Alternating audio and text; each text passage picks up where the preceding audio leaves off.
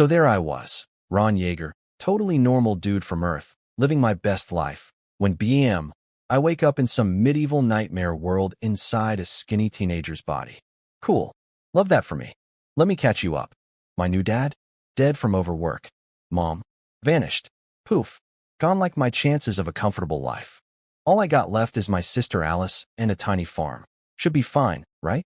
Wrong. Because this greasy ball of lard named Barto, local farm boss, professional scumbag, decided to steal everything we owned. Our house, our land, everything. And my sister? My sweet, self-sacrificing sister sold herself into slavery for 4 silver coins just so I could pay taxes and not become property too. For coins. That's her price tag. I'm not crying, you're crying. But here's where it gets good. The universe threw me a bone, a system. Every morning at midnight, I get exactly 10 pieces of random intel, like a daily newspaper written by a psychic spy.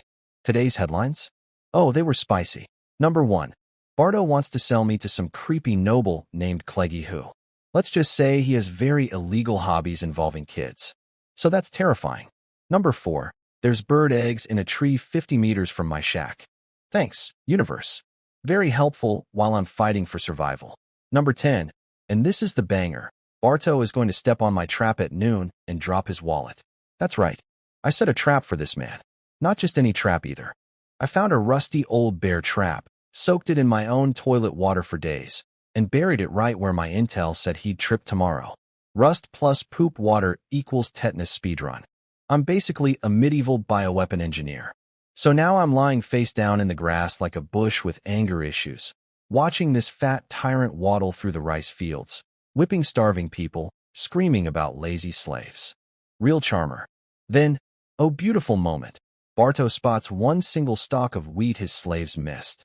And because he's too cheap to let a single grain go, he waddles right over to grab it, and snap. Music to my ears. All I need now is whatever's in that wallet.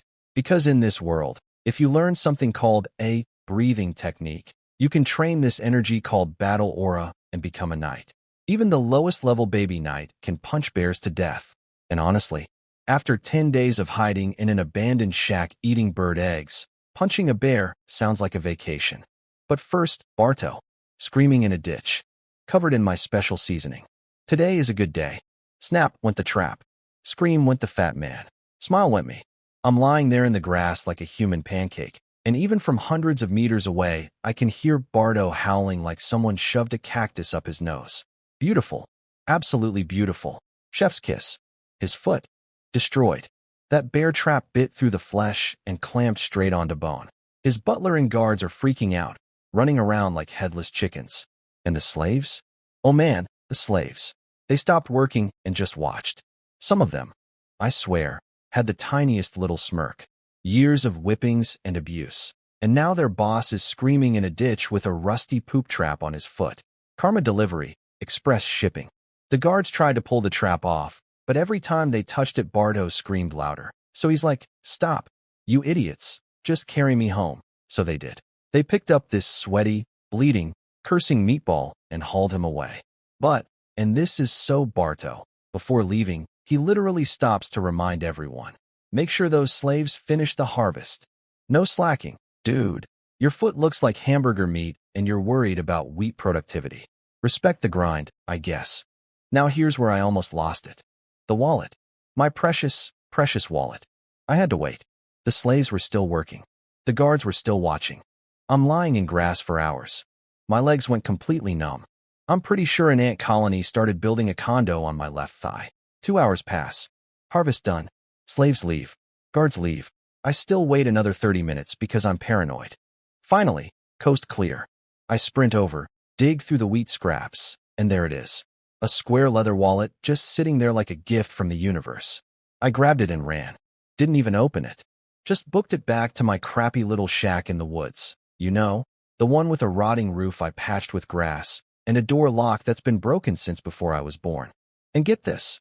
Right after I left, Bardo's men came back looking for it. Timing. I have the timing of a legend. Meanwhile, back at Bardo's fancy mansion, because of course he has a mansion, the greedy pig, he's lying in bed cursing everyone. Who put that trap there? Find my wallet. Check the slaves. His butler's like, Sir, it was probably just a farmer protecting crops from rats, and Barto's buying it because he's too angry to think straight. Best part? His doctor cleaned the wound and basically said, "Hey boss, this looks really bad. That trap was rusty and covered in something nasty. You should go see the real doctor in Kula City." And Barto, this absolute penny-pinching walrus, says, "Nah, I trust your skills." Translation: he's too cheap to pay for proper medicine. The doctor walked out, shaking his head, basically thinking, well, I might need a new employer soon. Because yeah, untreated rust and poop infection plus bone-deep wound? That math only goes one way, buddy. So there I am, back in my garbage shack at sunset, heart pounding, finally safe. I pull out the wallet, crack it open, and a gold coin. An actual, shiny, beautiful gold coin staring back at me like a little round sun. Today's score, Ron 1, Barto 0. And his foot's probably going to fall off. All right, time for a finance lesson from the world's most broke teenager. So this world runs on 3 coins: gold lions, silver wolves, and copper deers. 1 gold equals 100 silver equals 10,000 copper. A normal family of 3 in my little town doesn't even make 1 gold coin a year. And sitting in my palm right now, 1 gold coin, 6 silver, and 22 copper. I just became the richest homeless guy in the forest. But I can't go flashing cash around. I'm a scrawny kid living in a shack with a broken door. If anyone sees me spending gold coins, I'll get robbed faster than you can say. Medieval mugging. 2 of those silver coins are 5 denomination ones, which hit me right in the feelings, because that's exactly what my sister was sold for. For silver 5s. 20 silver total for a human being. This world is garbage, and I'm going to fix it. Somehow. Step 1, get strong. Step 2, save Alice. Step 3, make Barto's entire life a horror movie. Anyway, my stomach's screaming at me because I skipped lunch to lie in grass all day plotting revenge. So I go collect those berries and bird eggs from today's intel. Thanks, psychic newspaper, and cook up a wild vegetable porridge with the last of my rice. Cracked 5 eggs in there at the end. Honestly, best meal I've had in 10 days. I'm sitting there slurping porridge with a round belly like a medieval food critic giving 5 stars to desperation soup. I patch up my sad little bed, stare at the moon through my grass ceiling, start planning tomorrow, and fall asleep. Then at midnight, ding ding ding, the system wakes me up with fresh intel. And oh, my God, let me give you the highlights. Number 2, Barto's wound is infected. He's got a fever. My poop trap worked perfectly. Number 3, if he doesn't get proper treatment, he'll be dead in 2 weeks. The man was too cheap to see the real doctor, and now he's speedrunning his own funeral. I'm not even sorry. Number 4, that traitor lady, Mrs. Merla, who helped sell my sister. She skimmed 60 silver coins off the deal. My sister got 4 silver. This woman pocketed 60. I now have a second name on my list. Numbers 5 and 6. Oh, it gets better. Mrs. Merla and Barto were secret lovers and business partners running a human trafficking ring targeting free citizens. My family was on their menu. These 2 deserve each other. And by each other, I mean matching graves. Number 8. Barto's wife is cheating on him with the butler. And the youngest son isn't even his. This man's life is falling apart like wet bread, and I am here for it. But the real bangers? 9 and 10. Number 9. Barto's oldest son is going to get drunk tonight, stumble home, and drop a notebook at a street corner. Inside that notebook, a breathing technique. The wild wolf breathing method. The exact thing I need to become a knight. Just lying on the ground, waiting for me. Daddy gives me his wallet. Sonny drops me a martial arts manual. This family is basically my involuntary sponsor at this point. The Barto Scholarship Fund for Revenge Students. Number 10. At the butcher shop in town, there's a new batch of rabbits arriving at noon. One of them, a red-tailed rabbit, has an undigested energy pearl in its belly. These pearls are worth at least 5 gold coins. They boost your body, and they have a chance of forming something called a life seed inside you, which is literally step 1 of becoming a knight. Without a life seed, you can't generate battle aura, and you're stuck being a sidekick forever. So let me recap my shopping list for tomorrow. Pick up a drunk guy's notebook off the street, and buy a rabbit from the butcher to fish a magical pearl out of its stomach. This is either the greatest treasure hunt ever or the weirdest Tuesday of my life. Either way, tomorrow, I ride. Well, I walk. I don't have a horse. but you get the energy. So it's the middle of the night, and I'm sitting on my garbage plank bed, brain running at full speed, going through today's intel like a general planning a war. Except the general lives in a shed and his army is just him and a small iron pot. First things first, the stone house. 3 kilometers west, in the hills. Abandoned, but safe. Honestly, massive upgrade. My current place has walls that are basically suggestions and a roof made of thoughts and prayers. Cold weather's coming, rain's coming, and oh yeah, giant monster footprints have been spotted nearby. So yeah, I'm moving. Tomorrow. My entire list of belongings is 1 pot and some salt. I'll manage. Now, the Bardo situation. I genuinely set that trap hoping to maybe break his leg, give him a bad day, collect some pain tax. But according to the intel, this man is going to die in 2 weeks from infection because he was too cheap to see the real doctor. Let me say that again. This man chose death over paying a medical bill. I've heard of being frugal, but this is a whole new category. I didn't assassinate him, his own wallet did. His stinginess is the murder weapon. I'm basically innocent. The poop water was just seasoning on fate's plan. Unless he finds a priest with healing magic or some potion-making wizard, he's toast. And a guy like Bardo, small-town slave owner, 0 connections to the big leagues, ain't getting either of those. So, rest in peace. Actually, no. Rest in suffering. You earned it. Then I read Intel 4 through 6, and my blood goes icy cold. That traitor woman, Mrs. Merla, the one who helped my sister sell herself, she skimmed 60 silver coins off the deal. 60. Alice got 4. 4. This woman ate 60 silver and smiled about it. And it gets worse. She and Bardo were running a whole scam together. Secret lovers, secret business partners, targeting free citizens to sell into slavery. My family was on their shopping list from the start. There's an old saying, middlemen, con artists, and crooked brokers deserve punishment even without a trial. I'm adding Mrs. Merla to my to-do list. Right under Barto, with a big red circle around her name. Then Intel 7 and 8. Oh boy, so Bardo's wife has been sleeping with the butler. And their youngest kid? Not Bardo's. Butler's baby. This man's house is a soap opera, and he doesn't even know it. My evil little brain immediately starts spinning. Could I use this information somehow? Cause some chaos in the Bardo household? Turn them against each other while the old man's lying in bed dying from my poop infection? Oh, absolutely. Filing that one away for later. So that's my plan. Grab the breathing technique, grab the magic pearl, move to the stone house, get strong, save my sister, and burn down everyone who wronged us. Simple, clean, totally achievable for a broke 14-year-old with no combat skills. And speaking of my sister, I don't know what Alice is doing right now, but I think about her constantly. She sold herself, just so I could stay free, for lousy silver coins. That's what she decided her freedom was worth, as long as it kept me alive.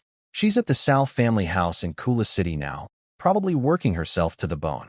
Knowing Alice, she's sewing silk at 3 in the morning with no sleep, being kind to everyone around her even when nobody's kind back. That's just who she is. Too good for this rotten world. She's got this condition, a huge dark birthmark covering half her face. Makes her look scary to people who don't know her. But underneath that, sweetest person alive.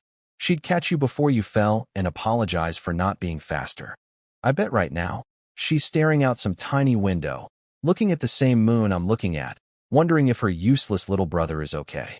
Well, Alice, your little brother is scheming. Your little brother has a gold coin, a revenge list, and a system that tells him the future. Hold on just a little longer. I'm coming. But first, I need to go pick up a drunk guy's notebook and buy a rabbit. Priorities.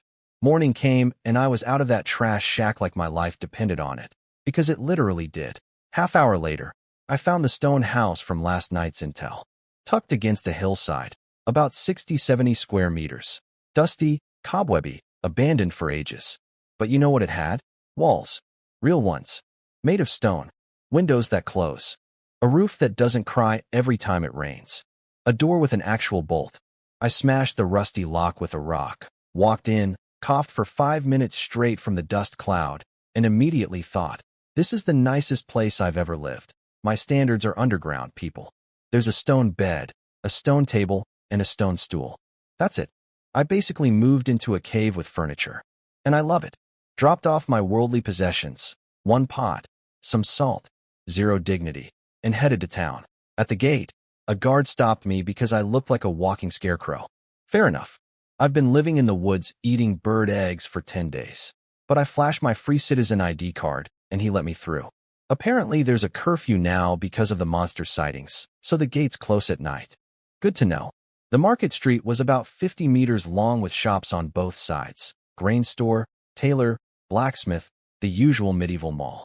I played it cool. Bought some rice. Grabbed some salt. Casual shopping. Totally normal teenager who is not about to commit rabbit surgery. Then, right on schedule, noon hits. I walk into the butcher shop. The butcher is exactly what you'd expect. Huge dude. Blood everywhere. Beard like a Viking who lost his ship. He's like, "What do you want, kid?" And I'm like, "Fresh rabbit, please." He points at the cages. A bunch of gray rabbits. And one chunky boy with a red tail. My rabbit. The one with a magical energy pearl worth 5 gold coins sitting in its stomach. Just chilling there between the discount bunnies. My heart is pounding, but I put on my best. I'm just a broke kid buying dinner face. That fat one looks good. I'll take it. The butcher grabs his knife and starts sharpening it, and I nearly had a heart attack. If he cuts this rabbit open right here, the pearl drops out, and my life is over. Wait, I blurted out. I'll take it alive. I want to see if it can. Have babies first. The butcher stared at me. I stared at him. The rabbit stared at both of us. He shrugged. Whatever, kid. 15 copper. I made a whole performance of pulling out exactly 15 coins from my pocket while mumbling. Oh no, this is all my money. I can't afford anything else now. Full bro kid theater. Academy award material. Inside, I'm doing backflips. I just bought a 5 gold coin treasure for 15 copper. That's a return on investment of like 33,000%. Warren Buffett could never. So I'm speed walking out of the market, clutching my magic rabbit, trying not to literally skip with joy when disaster strikes. You're Ron Yeager. I froze. Looked up, and there she was.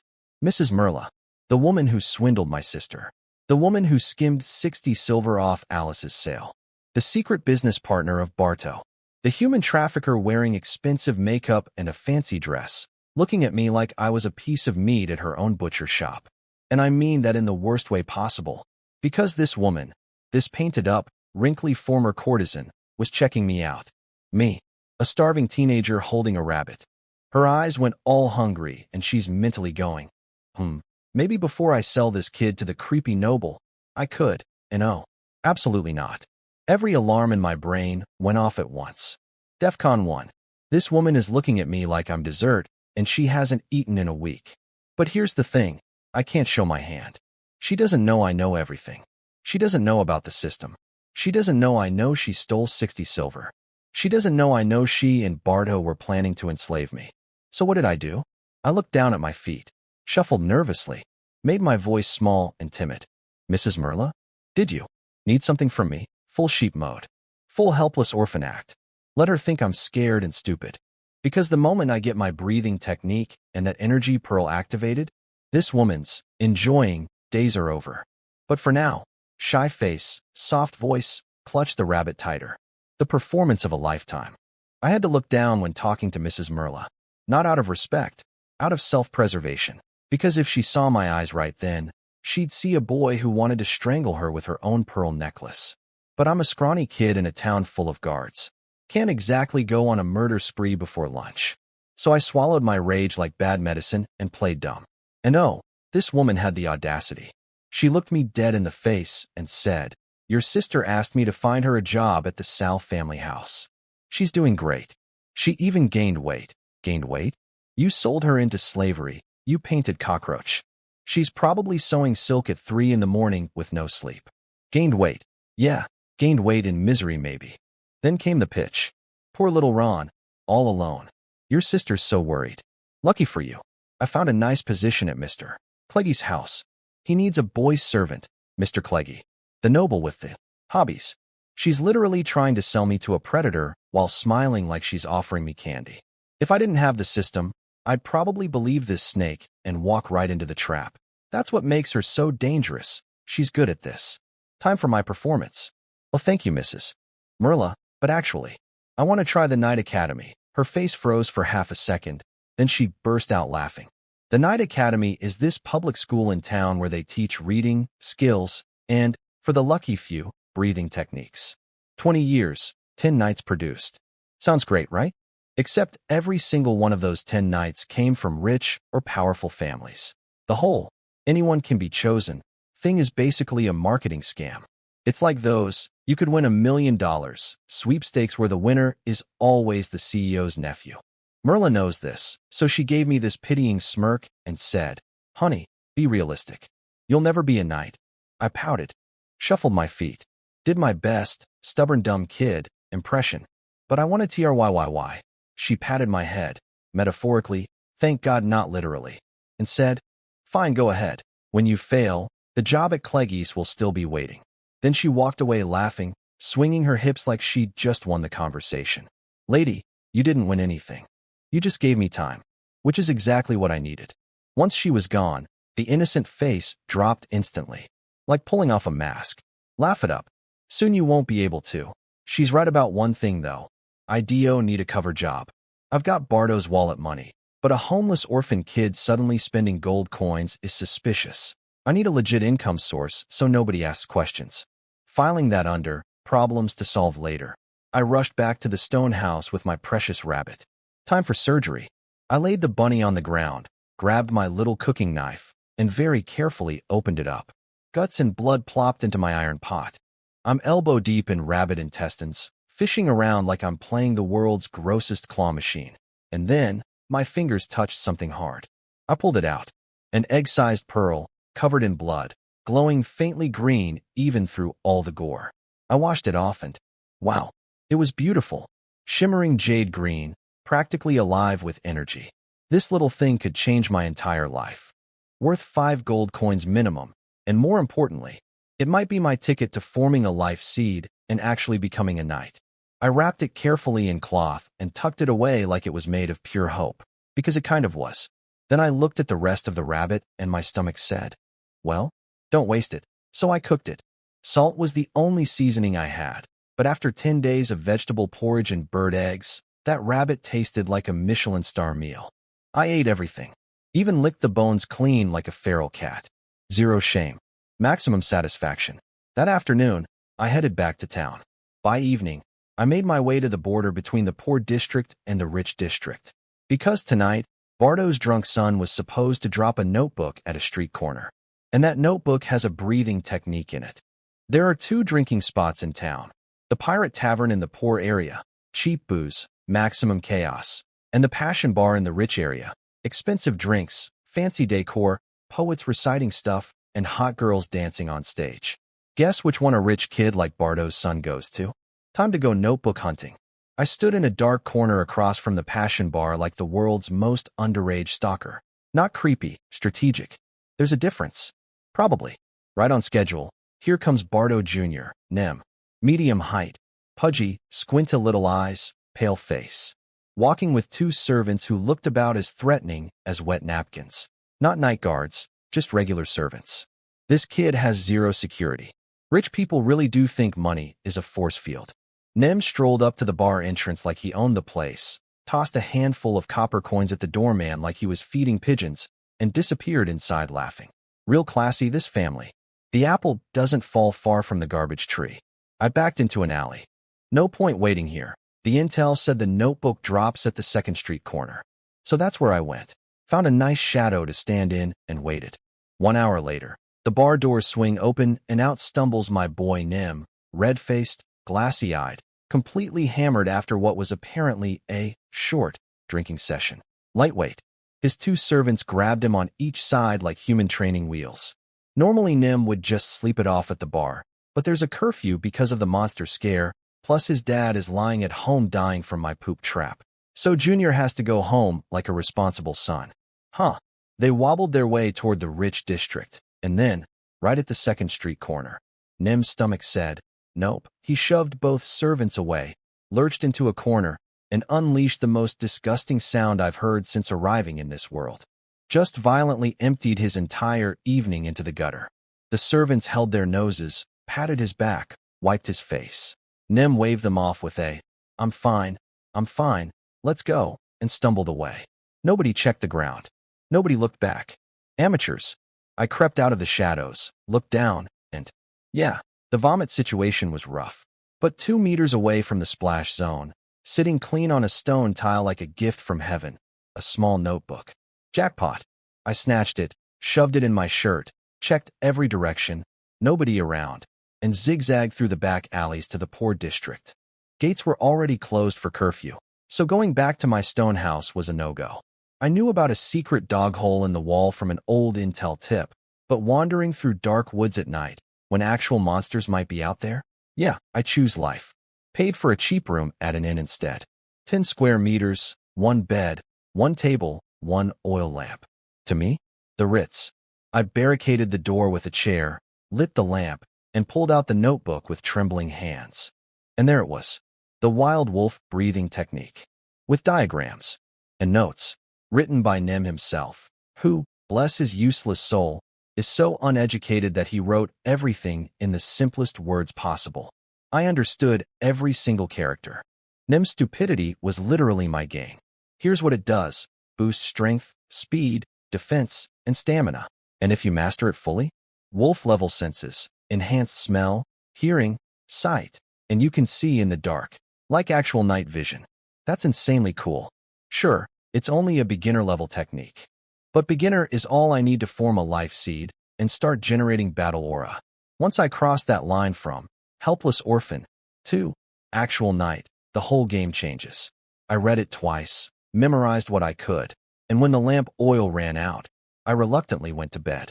Couldn't sleep though. Too excited. Like a kid on Christmas Eve, except the present is the ability to eventually kill everyone who ruined your life. Then at midnight, ding, new intel drops. And this batch was absolutely unhinged. Number 1 and 2. My stone house was built by an alchemist with magic, and he left something in the desk drawer. A low-level alchemical item just sitting there waiting for me. I've been living in a wizard's house and didn't even check the furniture. I'm an idiot. Number 3. Do not eat the energy pearl raw. If a normal person swallows it, best case, bad stomach. Worst case, your body literally explodes. Cool.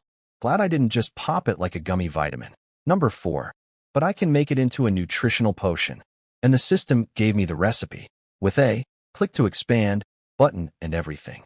My psychic newspaper now has a cooking section. Number 5. Practicing the breathing technique requires tons of food, especially meat and eggs. Great. I'm broke and my diet has been sadness porridge for a week. Number 6. Barto found out his son lost the notebook and got so angry his condition worsened.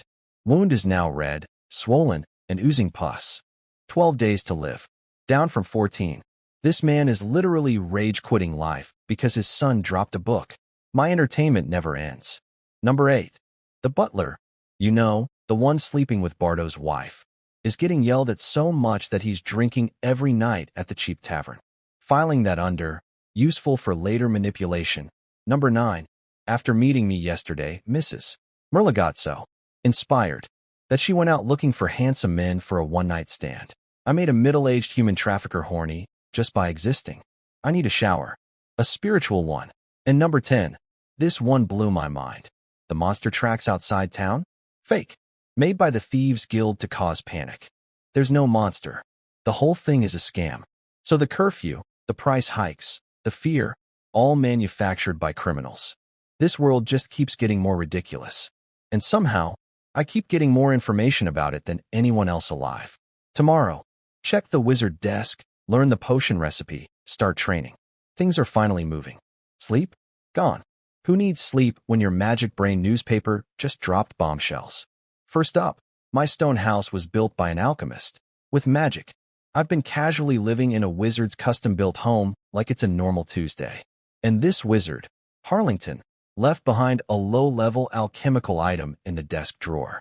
Just forgot it there like someone leaving their phone charger at an Airbnb. Now, here's the thing about alchemical items in this world. Most of them are cursed. Like, some eat your money, some drain your luck, some literally suck out your lifespan. The really nasty ones don't even need you to touch them. They just sit there radiating evil energy like a haunted microwave. There are entire horror stories about this stuff. But Harlington's item? Labeled harmless, safe for regular people. No side effects. No demon contracts. Just a free magical goodie sitting in a desk I haven't opened yet, because I'm apparently the world's worst treasure hunter. Thank you, Harlington. You magnificent wizard hermit. You absolute legend. Then I read Intel 3 and nearly passed out. Explode? The energy pearl can make you explode. Turns out the street rumor that you can just swallow energy pearls raw. Lies. Deadly lies. A normal person's body can't handle it. Best case, really bad tummy ache. Worst case, you pop like a water balloon full of human. And I, genius that I am, was planning to eat it like a snack yesterday. If I hadn't been busy getting the breathing technique first, I would have chugged that thing at noon and become the world's dumbest firework. The universe saved me through sheer scheduling conflict. I owe my life to procrastination. But then, Intel 4 had something I'd never seen before. A clickable, expand, button inside my brain, like a hyperlink in my mind. I mentally tapped it, and a whole subpanel opened up with a full recipe. The Monde Empire Universal Nutrition Potion. Step-by-step instructions. Water, honey, mint leaves, mammal blood, bone powder. Cook on low heat for 30 minutes. End product, yellow paste.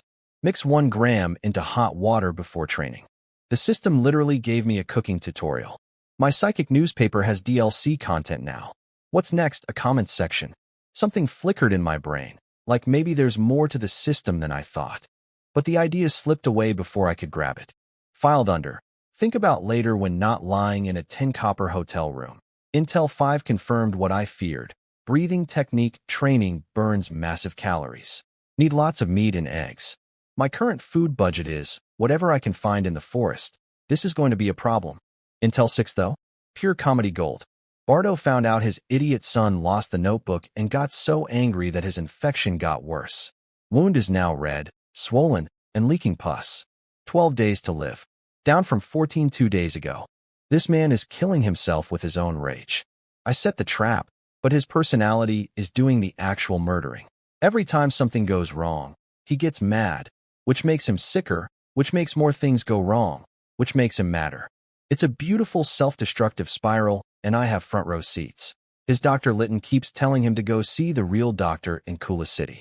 And Bardo's first question, every time, is, how much does it cost? 1 gold coin. That's the answer.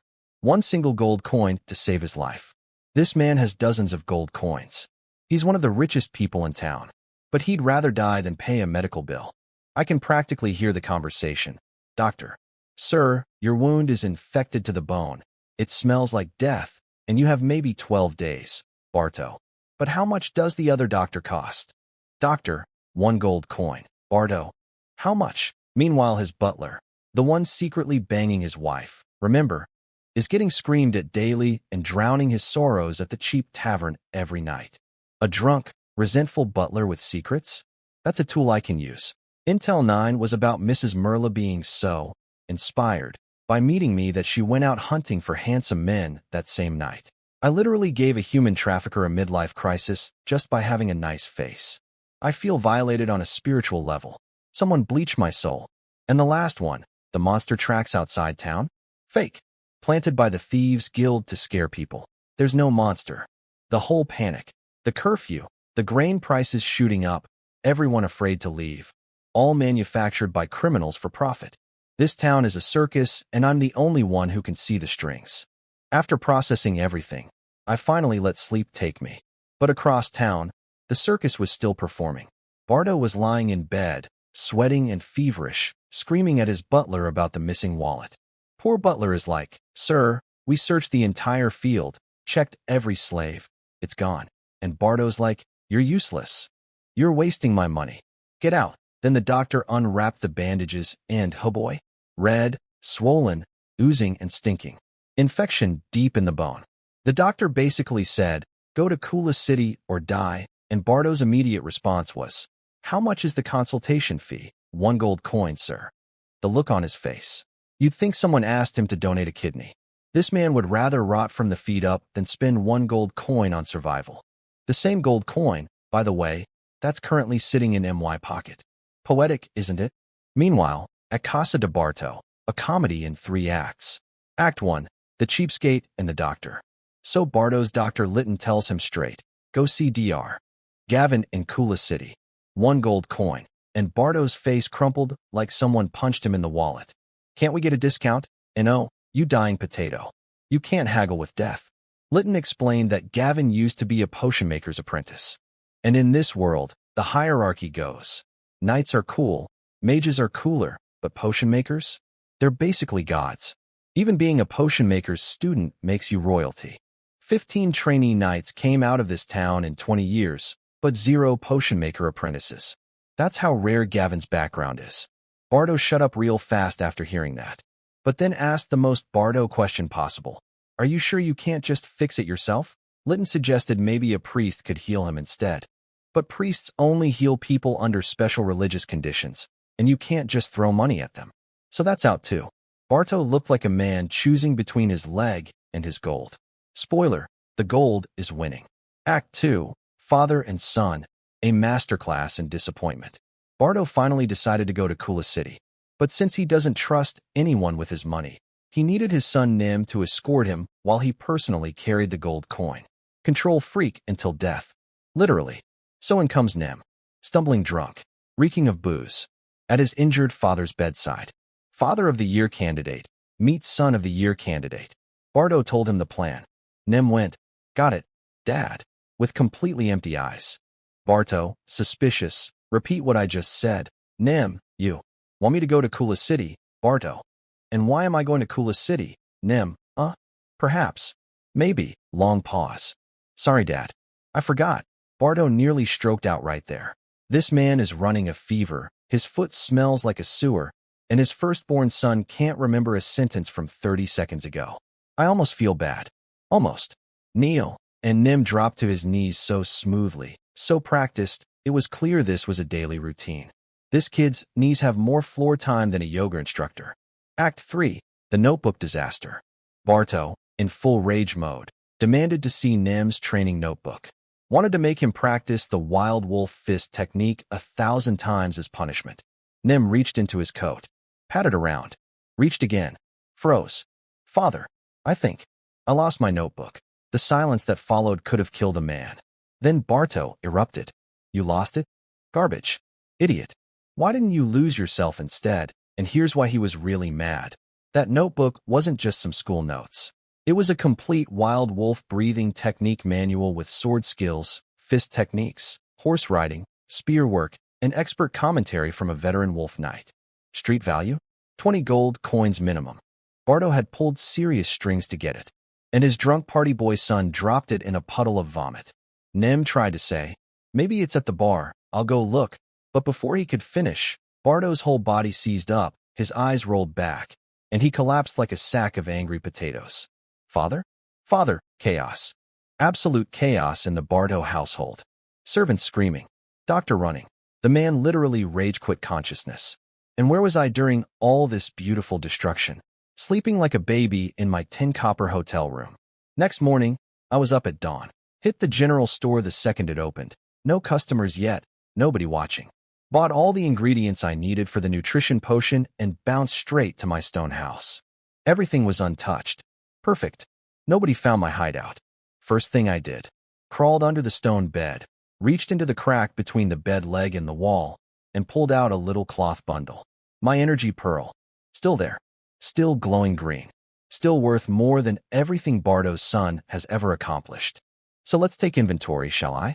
I've got a breathing technique worth 20 gold coins, free, an energy pearl worth 5 gold coins, cost 15 copper, a wallet with over 1 gold coin, free, a potion recipe, free, and my enemy is lying in bed with a rotting foot, a cheating wife, a useless son, and 12 days to live. And the notebook that his son lost? The one worth 20 gold? The one that made Bardo so angry he literally fainted? It's under my pillow. I love this system. Energy pearl? Still hidden in the wall crack. Still safe. Still glowing. I exhaled so hard I nearly deflated. Next mission, the mystery drawer. I stared at that stone table for a solid minute before I noticed 4 tiny lines forming a rectangle. A secret drawer. In a table with no handle. Built by a wizard who apparently hated convenience. I spent 15 minutes wiggling my cooking knife into the crack, jiggling it back and forth like I was performing surgery on furniture. Finally got it open a thumb's width, grabbed it, and pulled. Inside, one item. A mask. That's it. No note. No instructions. No. Dear next tenant, here's how this works. Just a mask sitting there like it was waiting for someone to show up and be confused. I put it on. Nothing happened. Poked it. Shook it. Talked to it. Nothing. It's like a phone with no battery. Cool magical artifact. 0% charge. Filed under, figure out later. Now, potion time. And this is where I became the world's most ghetto chemist. Step 1. Bought 3 bottles of juice from town. Chugged 2 immediately. Not for science. Just because I was thirsty. Kept the glass bottles. Step 2.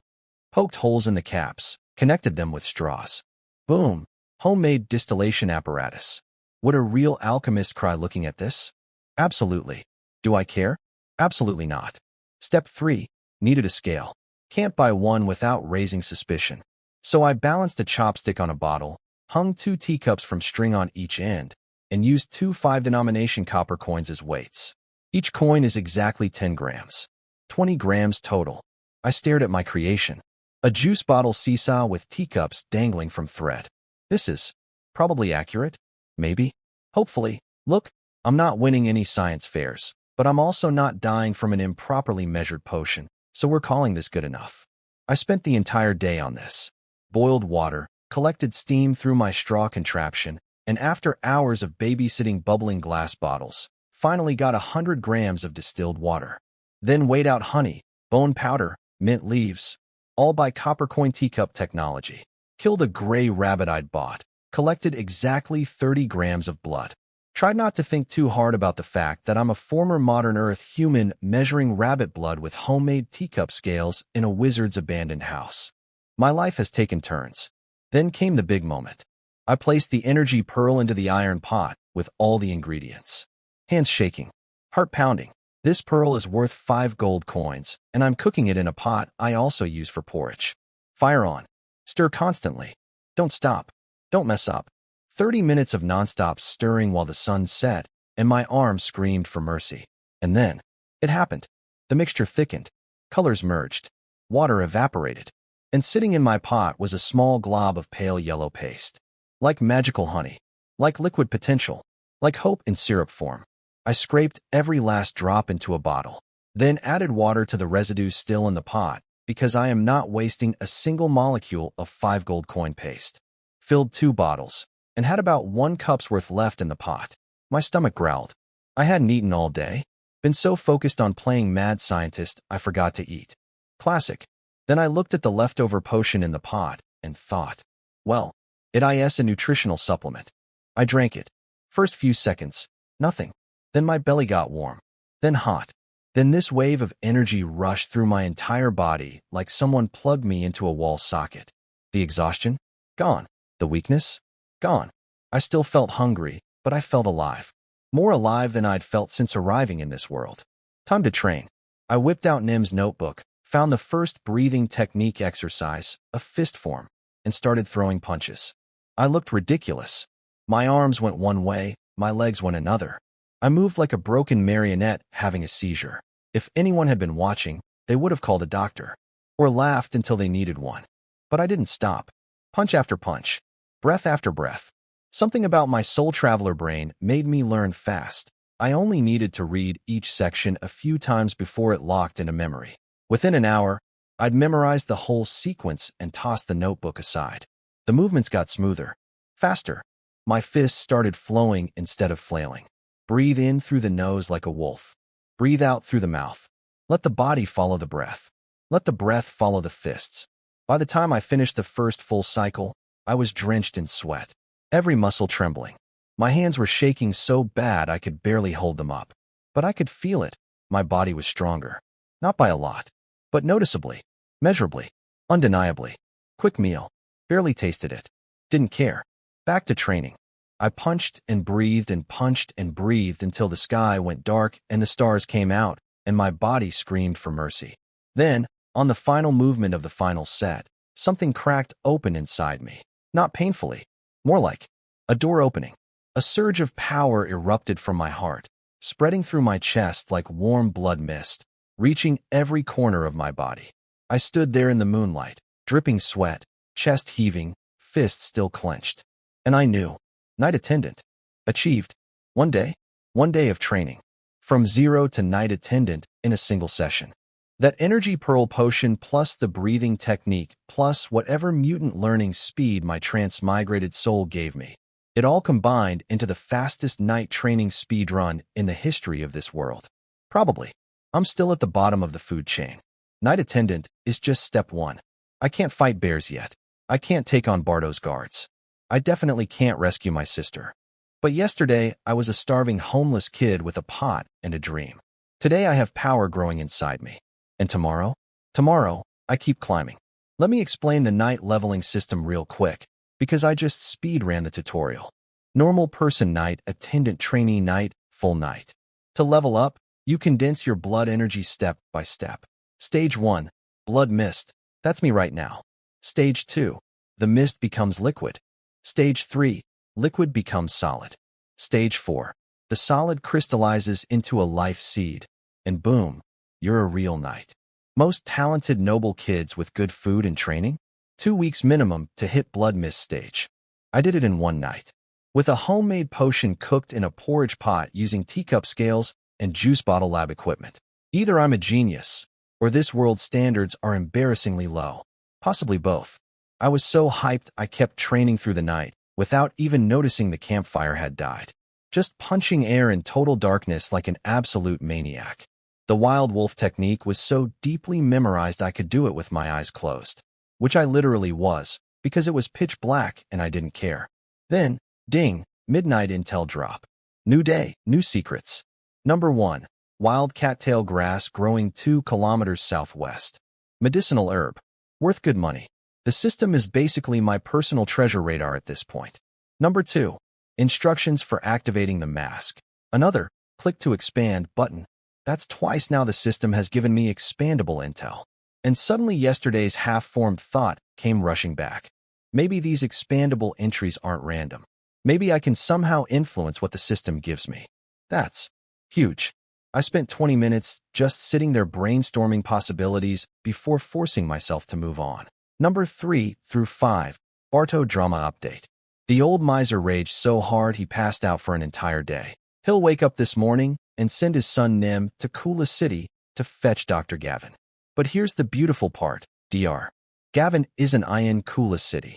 He's away studying in another town called Cons. Won't be back for half a month. And Barto has about 12 days. The math doesn't math. Barto, you're going to die waiting for a doctor who's on vacation. This is like ordering next-day delivery and the warehouse is in another dimension. But I can't take chances. Even a slim hope of survival is too much hope for this man. He needs to stay dead on schedule.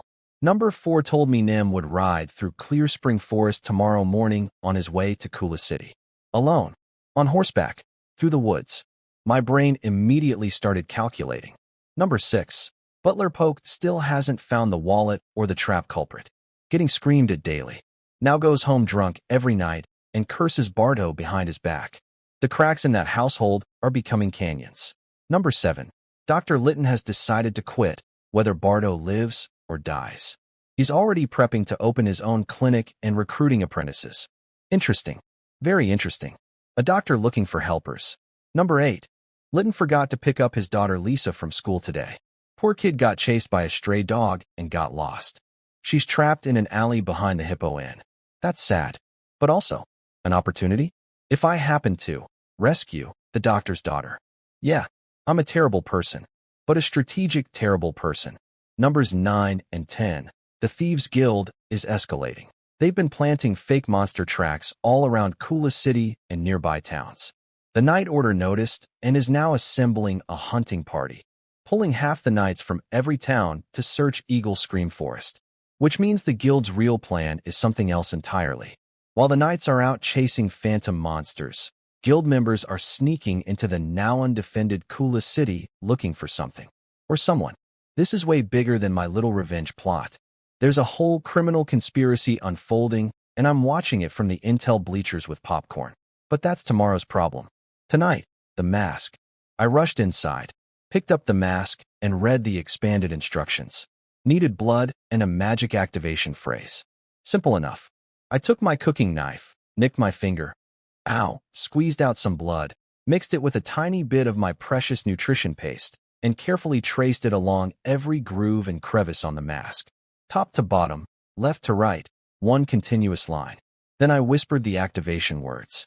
The mask lit up.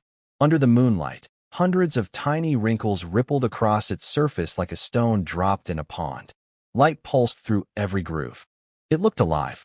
For a solid 30 seconds, it just shimmered and danced like liquid silver. Then it stopped. Went smooth, perfectly polished. Warm to the touch, like holding someone's hand. I picked it up, heart hammering, and pressed it to my face. It melted onto my skin.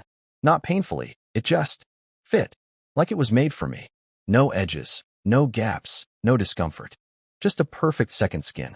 I lit the oil lamp, held up my cooking knife blade to use as a mirror, and squinted at my reflection. And staring back at me was a woman. I had a woman's face. Full lips, softer jawline, completely different features. If my own mother were alive, she wouldn't recognize me. If Mrs. Merla saw me on the street, she'd walk right past.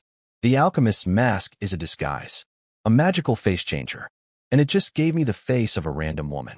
I stood there for a long time, holding a knife mirror, wearing a lady face, standing shirtless in a wizard's abandoned stone house at 1 in the morning. This is either the most useful thing I've ever owned, or the beginning of the weirdest chapter of my life. Probably both. The plan is forming. Nem rides through the forest tomorrow. I have a disguise nobody can see through. I have fists that actually hit hard now. And I have 10 pieces of intel that are basically cheat codes for reality.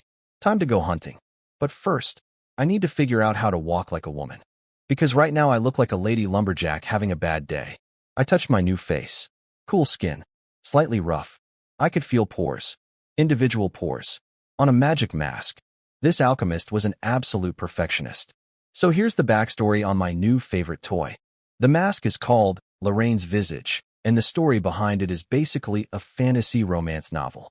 Harlington the alchemist had a wife named Lorraine.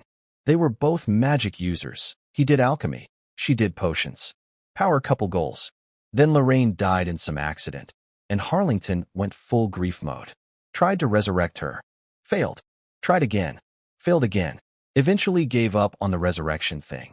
But along the way, he made a bunch of items dedicated to her memory, including this mask, a face changer that can store up to 9 different faces. His wife's face is the default. Sweet story, right? Heartbroken wizard makes a love memorial? Except, if he really wanted to forget, he could have destroyed the mask, thrown it in a river, fed it to a monster. But instead, he carefully placed it in a hidden drawer, installed a fresh energy stone to power it, and created an elaborate riddle-based activation sequence that basically forces whoever finds it to learn his entire love story before they can use it. Oh, I can't bear to look at it anymore. The memories are too painful, says the man who literally booby-trapped the mask with a romantic scavenger hunt so future strangers would remember his wife. Bro, you didn't want to forget. You wanted to become a legend. You wanted some random kid 200 years later to go, wow, Harlington really loved Lorraine. Mission accomplished, you dramatic old wizard. I salute your commitment to the bit. Lucky for me, the system just gave me the answer to his riddle puzzle, so I skipped about 6 months of detective work and activated it in 30 seconds. Sorry, Harlington, your elaborate love quest got speedrun cheated by a teenager with a psychic cheat code. But truly, thank you, old man. This mask is going to save my life. I bowed to the desk. Genuinely, you earned it. Now, time for phase 2 of operation. Make the Bardo family suffer. Next morning. Clear spring forest. A narrow path through the trees. According to my intel, Nim was riding through here on his way to Coolest City, carrying gold coins to pay Dr. Gavin. He was panicking because Litton had told everyone that Barto would die within a week if he didn't get real treatment. The old miser finally agreed to spend money. Only took him being on his literal deathbed. And Nim, useless party boy Nim, actually stepped up for once. He grabbed the coins and rode out at full speed, whipping his horse, genuinely worried. But not because he loves his dad. Oh no, he's worried because if Barto dies, who's going to run the family business? Who's going to squeeze money from slaves and steal from farmers? Nem can't do any of that. He needs daddy alive so he can keep drinking and doing nothing. His concern is purely financial.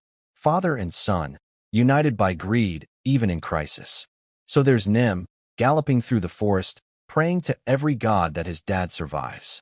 Not noticing that the road ahead looked a little different. I tied a rope between two trees. Knee height. Practically invisible. The horse hit it at full speed. Front legs caught. Horse went down, and Nim launched off the saddle like a human cannonball. Flew through the air. Slammed into a tree trunk. Stupid. Horse, he groaned, staggering up, thinking he'd hit a pothole. He didn't hear me coming up behind him. One swing. Lights out. Nim crumpled like a puppet with cut strings. I checked he was breathing. Not because I'm merciful, but because a dead rich kid brings way more trouble than a robbed one. Then I searched his coat and pulled out a coin purse. I stood there in the quiet forest, wearing a middle-aged man's face courtesy of my magic mask, holding the Bardo family's second wallet in a week. Barto, thank you. From your family to mine. Dad sends a wallet. Son sends a wallet. At this rate, I should just set up direct deposit. The best part? Nim didn't see my real face. He didn't see any face. I knocked him out from behind. And even if someone finds him and asks what happened, all he can say is, I fell off my horse. Meanwhile, Dr. Gavin isn't even in Kula City. He's studying in cons and won't be back for 2 weeks. So even if Nim somehow gets another bag of money and completes the trip, the doctor's office will be closed. Barto is lying in bed with a rotting foot, no money, no doctor, and 1 week to live.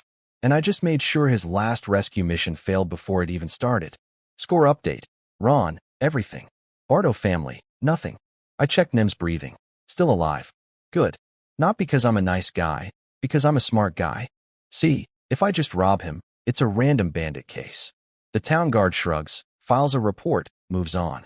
But if I kill a rich man's son, that's a murder investigation. Knights get deployed. Magic gets involved. In a world where people can literally sniff out criminals with supernatural abilities, leaving a body behind is basically signing your name at the crime scene. Besides, Nim is way more useful alive. He's stupid, predictable, and easy to manipulate. His dad is the dangerous one, and his dad is currently dying in bed from my poop trap, so priorities sorted. I cleaned up any traces, pocketed the coin purse, and vanished into the forest like a ghost in a discount Halloween costume. Back at the stone house, I opened the purse. 1 gold coin from Barto, meant to save his life, plus assorted silver and copper.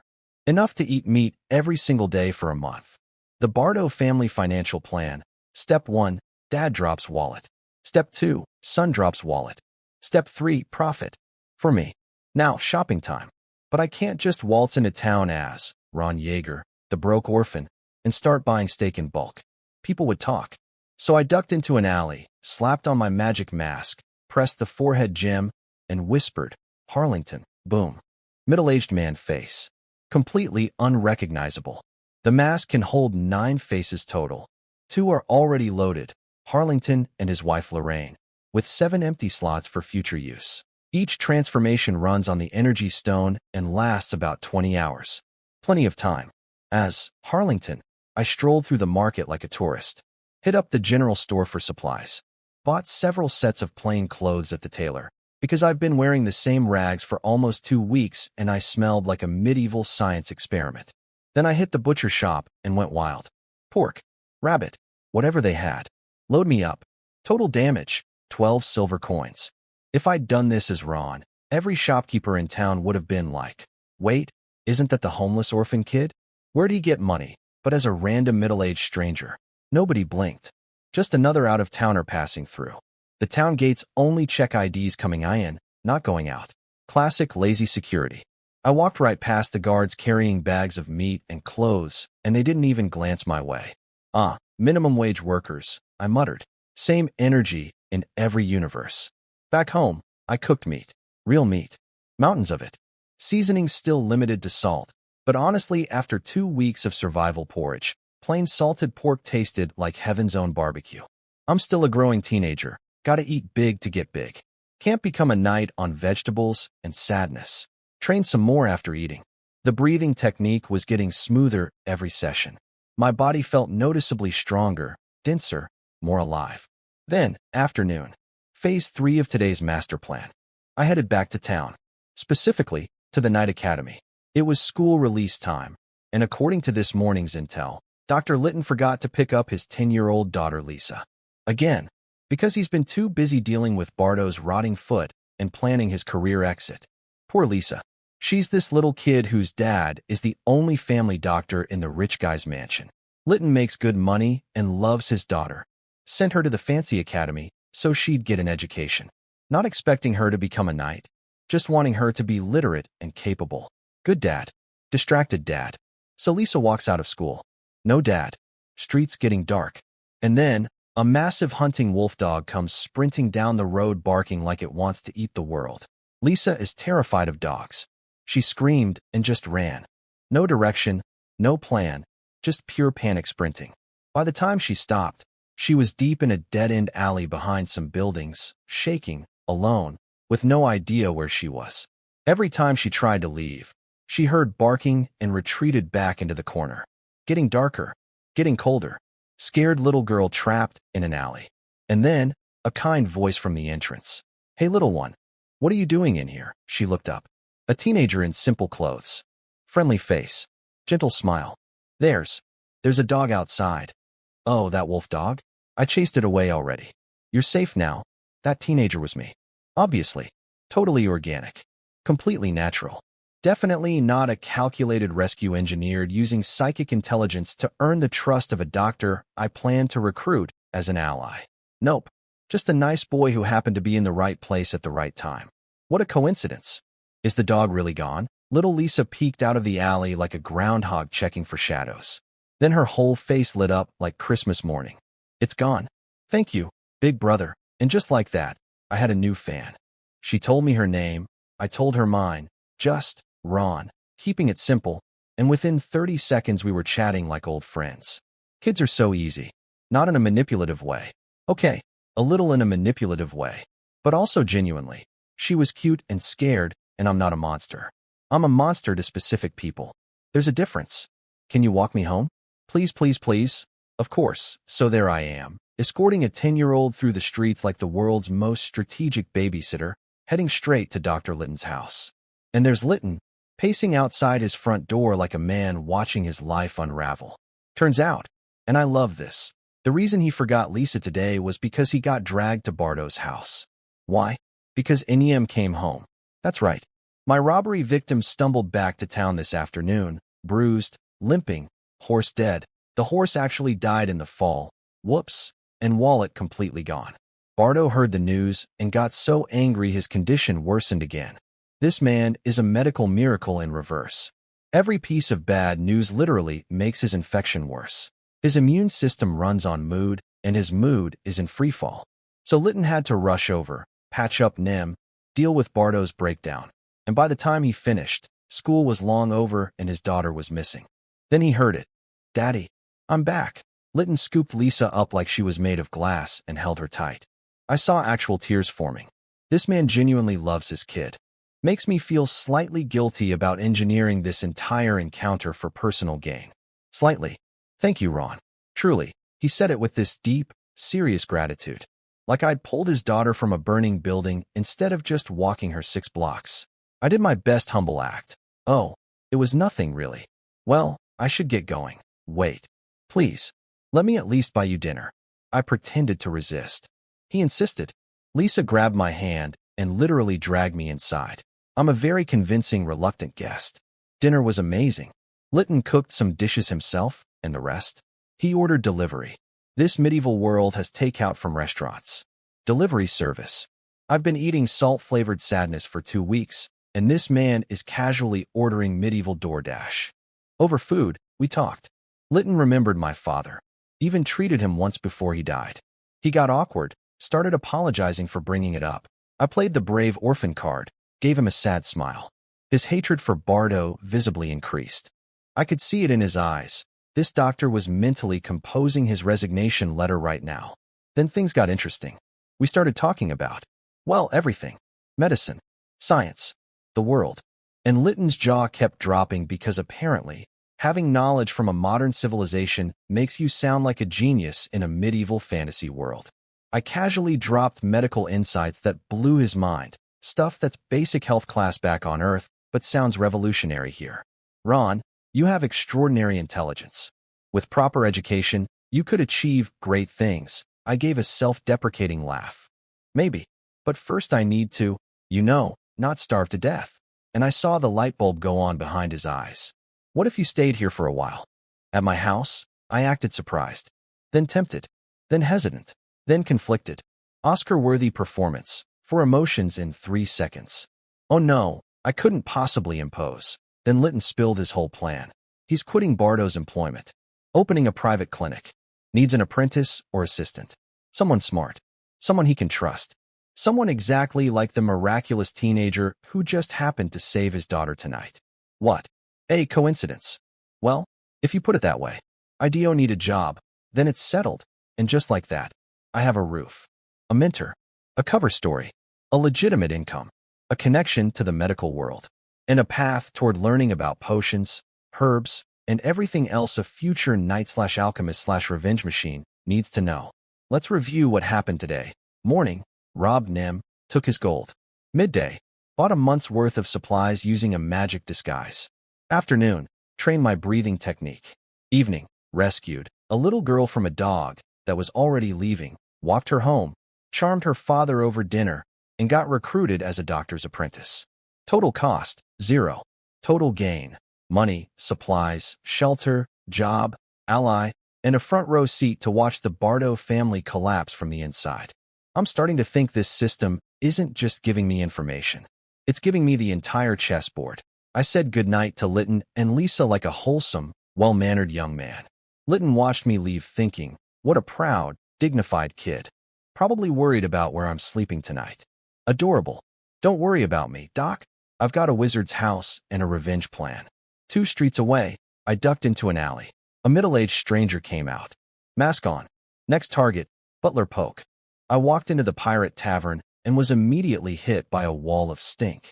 Booze, sweat, burnt meat, and what I can only describe as medieval man cave. Downstairs was pure chaos. Drunks yelling, drunks fighting, drunks bragging about fights they never had.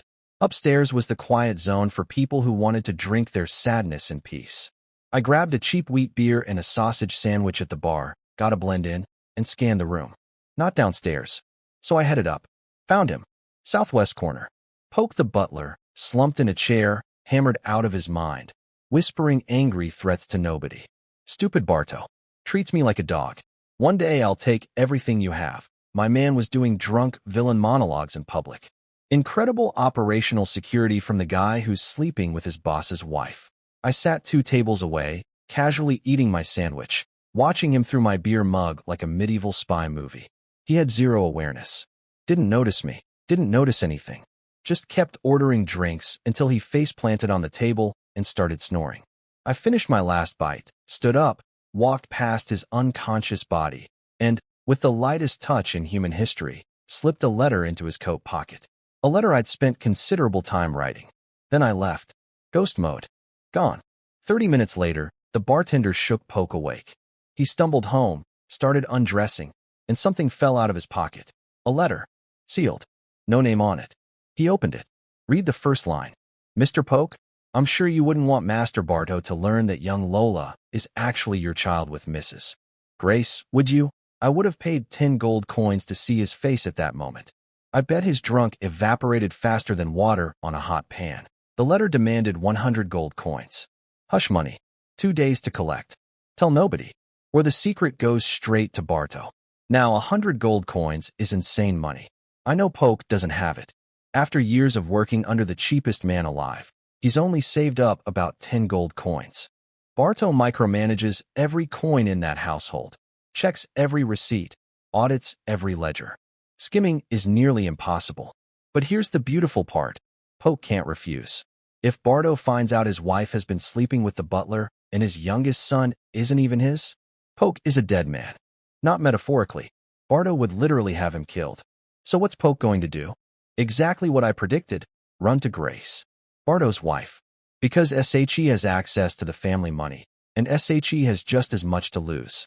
Now Poke and Grace have to secretly collaborate to gather 100 gold coins while Barto lies in bed with a rotting foot, a missing wallet, a beaten son, a lost breathing manual, and approximately 9 days to live. The chaos I'm injecting into this household is surgical. Every person in that family is now working against each other. Bardo's dying. Nim's useless. The butler's being blackmailed. The wife's about to panic. The doctor's quitting. And they don't even know it's all one teenage kid pulling every string. Meanwhile, I'm back at my stone house, drinking nutrition potion and throwing punches in the moonlight. My blood energy is condensing faster than expected. At this rate, I'll hit the liquid stage in maybe 3 days. This potion is absurdly powerful. And it's not even a real magical potion. It's the budget recipe. The fact that even this amateur version has such crazy effects explains why real potion makers are treated like royalty in this world. I trained until midnight. Then, ding, new intel incoming. Let me check what fresh chaos the universe has prepared for me today. Score update. Enemies blackmailed. 1 gold coins demanded. 100 marriages about to implode. 1 training speed. Ridiculous sandwiches consumed during espionage. 1 Ron Yeager, signing off from another productive day of multitasking revenge, self-improvement, and strategic sandwich eating. Midnight intel drop. Let's see what's cooking in the Bardo cinematic universe. Number 1. Bardo has 5 days to live. Down from 12 a few days ago. Every time something bad happens, his body just gives up a little more. It's like his immune system is checking the news and going, nope, I'm out. My poop trap set off a chain reaction of rage-induced medical decline that is honestly impressive. I should publish a paper.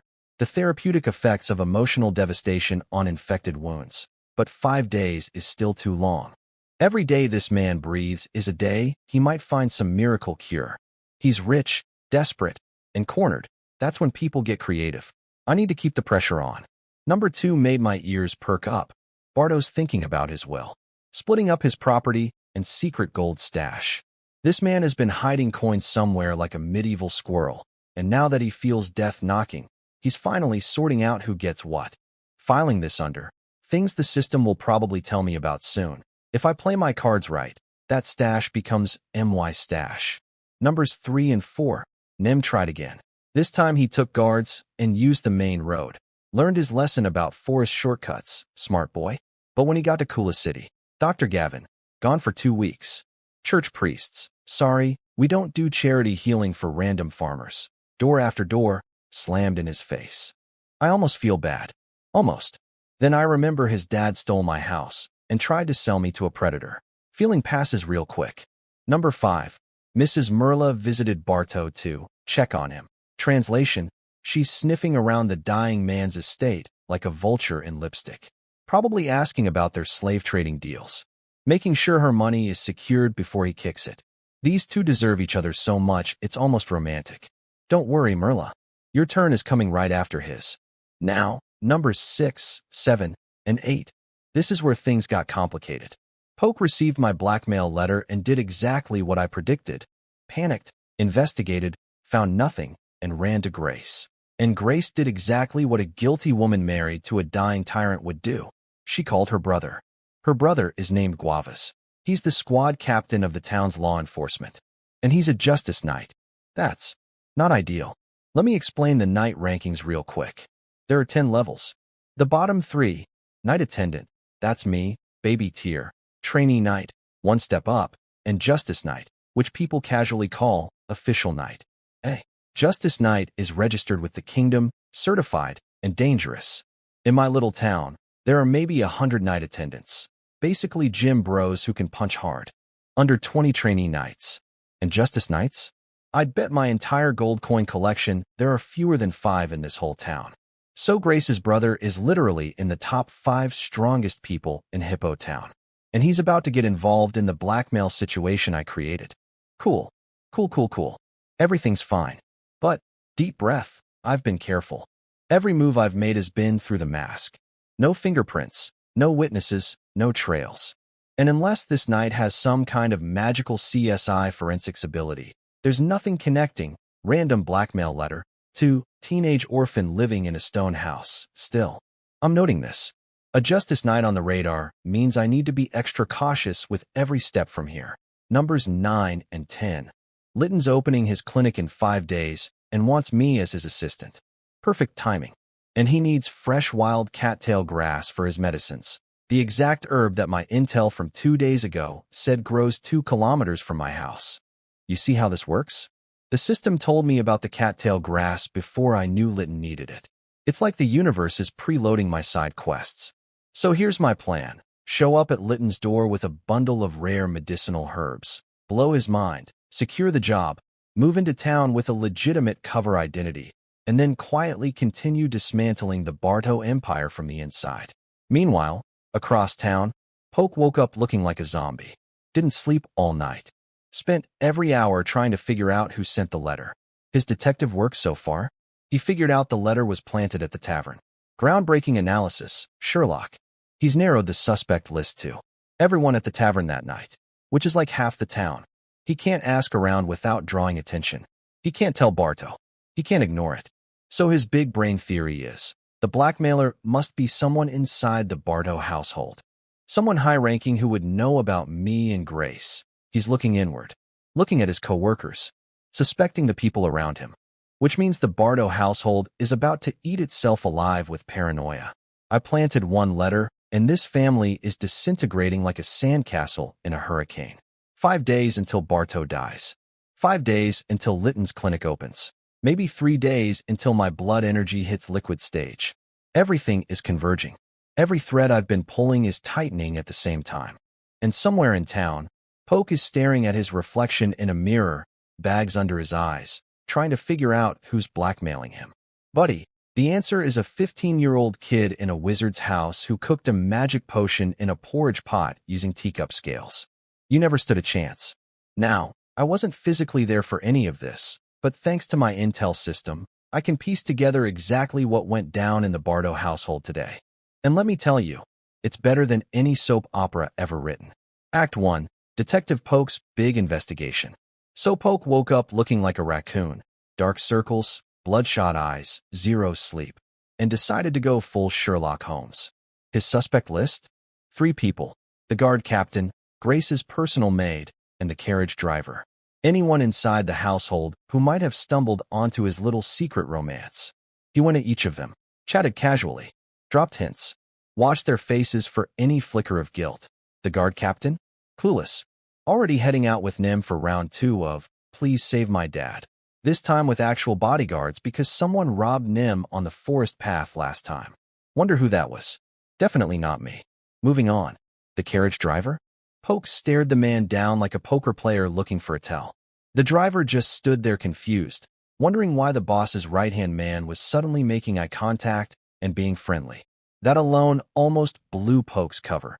Apparently, he's normally so cold to the servants that basic politeness registered as suspicious behavior. Result: nothing. 0 leads. Both guys were genuinely clueless, which left only one possibility in Poke's mind. The leak came from Grace's side. Act 2. The world's worst timing.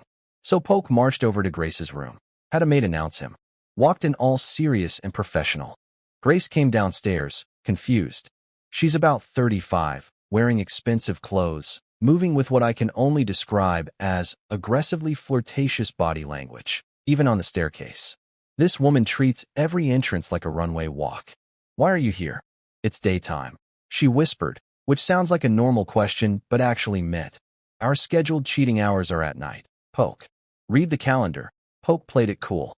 Said Barto sent him to ask about their youngest son Lola's schoolwork, which was already a suspicious excuse because Barto gave up on Lola years ago. The kid is apparently so slow he couldn't count his own fingers at age 7.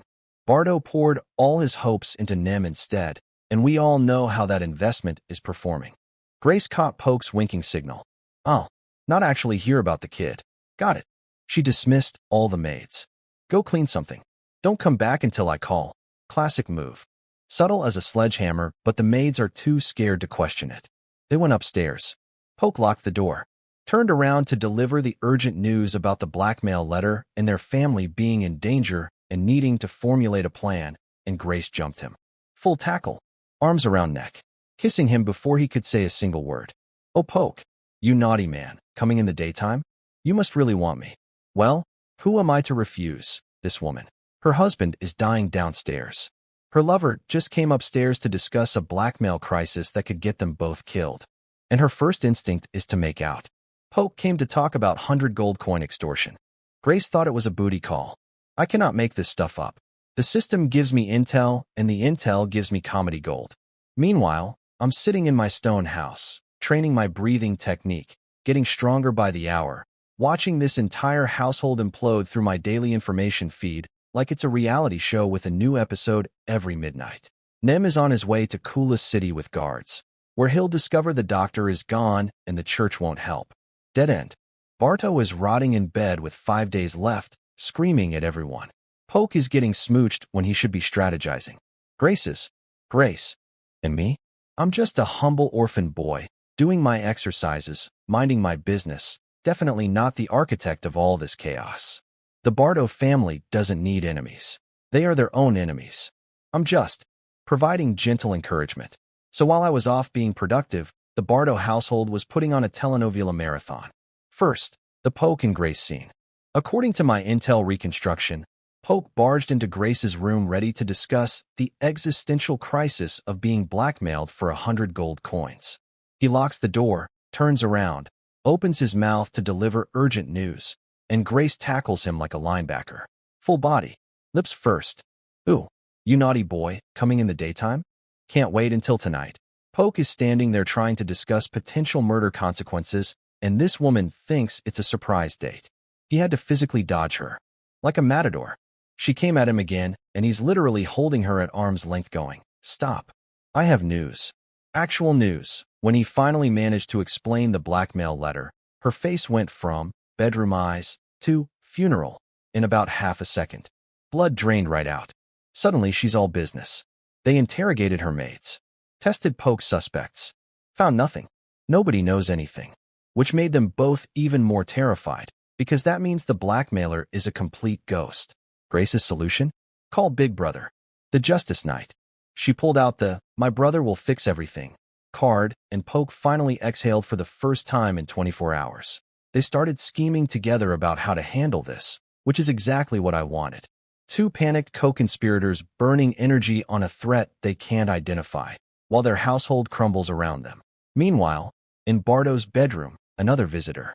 Mrs. Merla showed up, took one look at the half-dead miser, and mentally crossed him off her business partner list. But she wasn't there out of sympathy. She was there because apparently their slave trafficking operation has clients. Big ones. In Kula City. The important people need slaves, and Barto and Merla are the suppliers. So this goes deeper than I thought. It's not just two scumbags running a side hustle. They're filling orders for powerful people in the city.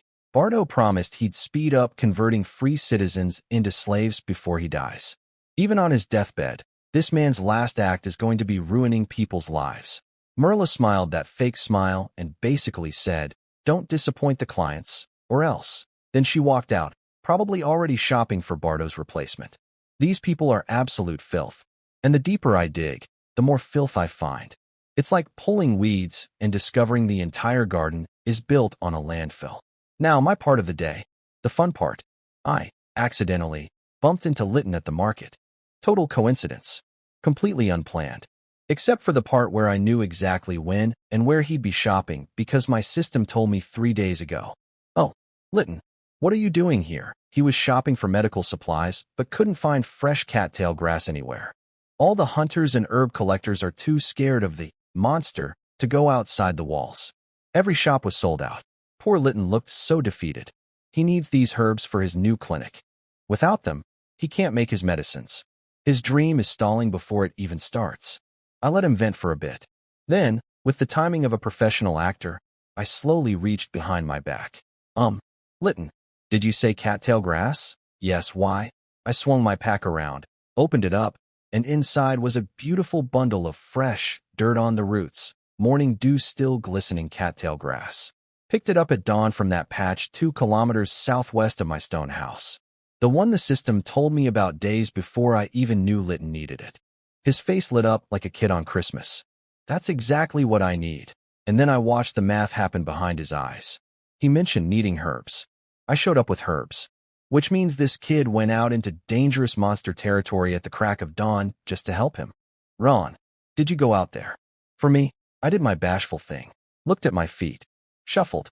It was nothing, really. His eyes got misty. This grown man almost cried over cattail grass. He thinks I'm the most selfless teenager in the world. In reality, I picked those herbs on my way back from training this morning, and the monster out there is fake, planted by the Thieves Guild. Zero danger. Maximum emotional impact. He tried again to get me to move into his house. I refused. He noticed my clothes were thin. The weather's getting cold. I told him I'd been sleeping on the street since my money ran out. That was a lie. I have gold coins, a stone house, and a magic face-changing mask. But Litton doesn't know that, and watching him worry about me is building the exact relationship I need. He sighed the sigh of a man who's adopted an orphan in his heart, but the orphan won't come inside. Don't worry, Doc. In a few days you'll open your clinic, officially hire me, and I'll graciously accept your help like I wasn't engineering this entire friendship from day one. The cattail grass, by the way, probably worth a few silver coins. I gave it for free. Investment in the future. Returns, immeasurable. So I moved into Litton's place. Well, his storage shed. But hear me out. This shed is a brick and stone mini lab he built years ago. Insulated. Quiet. Private. No one bothers me back there. It's perfect for secret midnight training sessions. The man accidentally gave me a personal gym with a door that locks. Litton even paid me for the cattail grass. 15 silver coins. Market premium because of the monster scare supply shortage. I tried to refuse. Gotta maintain the humble orphan brand. But he literally forced the coins into my hand. No, you will take this money. One thing is one thing. And you know what? That hit me. This guy is genuinely good. He could have taken the herbs for free. I'm a homeless kid living in his shed. Who's going to argue? But he insisted on the highest market price. No tricks. No guilt trips. No, I'll pay you later. I had originally planned to use Litton purely as a cover identity. A tool. Get the job, get the address, move on. But the man keeps being annoyingly decent. He gave me shelter, paid me fairly, treats me like a person, not a chess piece. So I'm adjusting the plan. Litton gets moved from the expendable asset column to the actually protect this guy column. It's a short list. Him and Alice. That's it. Anyway, afternoon. Litton left to pick up Lisa from school. On time today. Good job, Doc. The second he was gone, I slipped out the back, ducked into an alley, mask on, and became middle-aged stranger guy again. I walked into a flower shop. Yes, a flower shop. Not for flowers, for their delivery service. Hi there. I'm a friend of Mr. Poke, the butler at the Bartow estate. We're having a little get-together tonight. Could you send over some barbecue food and beer? Oh, and please deliver this letter with it. Here's a generous tip, 50 copper coins. Way more than necessary. The clerk's eyes went wide. Sure, the deliver a mystery letter with food request was a bit weird, but 50 copper buys a lot of, don't ask questions. She pocketed the tip and smiled like I'd made her whole week. I went home, played with Lisa when she got back. She's obsessed with having me as a neighbor, which is adorable. Had dinner with the family, and waited. Meanwhile, across town, Poke gets home from another soul-crushing day of being screamed at by a dying man. Knock on the door. Delivery guy with food and beer. Your friend ordered this for you. Oh, and here's a letter. Friend? Letter? I wish I could have seen it. That moment when his brain connected the dots. His face probably went through 17 emotions in 2 seconds. He slammed the door, locked it, ripped open the letter, and read, Mr. Poke, I'm so disappointed in you. You told someone else about our little secret? Grace is understandable. She's part of it. But Guavas? A law enforcement officer? A justice knight? Well then, I think our deal is over. I'll be taking my information to a new business partner instead. Perhaps. Mr. Bartow himself? Goodbye, Poke. Best of luck. Boom. Nuclear bomb. Dropped directly on this man's sanity. Think about what just happened from Poke's perspective. He and Grace had a secret meeting this morning. Behind locked doors. Maids dismissed. Nobody else in the room. They whispered about contacting Grace's brother Guavas. And by evening, the blackmailer already knew about it. Every detail. Like he was listening through the walls. He wasn't. I just had the intel before they even made the decision. The system told me last night what they'd do today. I wrote the second letter before they even had the meeting. But Poke doesn't know that. To Poke, this blackmailer is omniscient. All-seeing. All-knowing. Inescapable. And now the blackmailer is threatening to tell Bartow everything. Poke is spiraling. Panicking. Ready to run. Packing his bags. Every second that passes is a second closer to Bardo finding out and ordering his execution. But then, he stopped. Something made him freeze at the door. What stopped him? I don't know yet, but I can guess. Running means abandoning Grace and little Lola. His secret son, the kid he can never publicly claim. A man can run from a lot of things, but running from your own child? That's a different equation. And that, my friends, is exactly the kind of emotional leverage that makes blackmail so effective. I didn't just threaten his life. I trapped him between his survival instinct and his love for his son. I'm 15 years old, and I'm running psychological warfare campaigns that would make a spy agency proud. Should I feel bad? Nah. These people sell humans for a living. I'll feel bad when they stop being monsters. So, current status of the Barto household. Barto, dying, 5 days left, rotting foot, missing wallet, lost breathing manual, betrayed by everyone around him without knowing it. Nem, robbed, bruised, heading to Kula City for a doctor who isn't there. Grace, panicking about blackmail, calling her night brother for help. Poke, about to have a full mental breakdown at his front door with a packed bag. Merla, circling like a vulture, pressuring Barto about slave quotas for mysterious, important people. And me? I'm in my cozy new room, eating dinner with a kind doctor and his cute daughter, planning my next move, getting stronger every hour. Checkmate in 5 days. I wasn't there. I didn't see any of it. But when tomorrow's intel drops, I'm pretty sure it's going to read like a crime novel written by a lunatic. Here's what I think happened, based on what I already know about these people and the chain of events I set in motion. Poke read my second letter and lost it. Completely. The man was already running on no sleep, maximum paranoia, and the sudden realization that his blackmailer is apparently a mind-reading ghost who knows things before they happen. So what did Poke do? He stormed over to Grace's room. Didn't even try to be sneaky this time. Just marched in and told the maids to get Grace. No pretense. No, I'm here about the kid's homework. Full panic mode. And when he got inside, he dropped the bomb. Grace, I'm going to kill Barto. Now, imagine being Grace in this moment. You met with this man this morning to calmly discuss blackmail strategy. 6 hours later, he's back, wild-eyed, waving a letter, talking about murder. He gave her 2 options, run away as a family, or kill Barto tonight and steal everything. Sounds reasonable, right? 2 solid choices? Wrong. Because Poke wasn't actually offering 2 choices.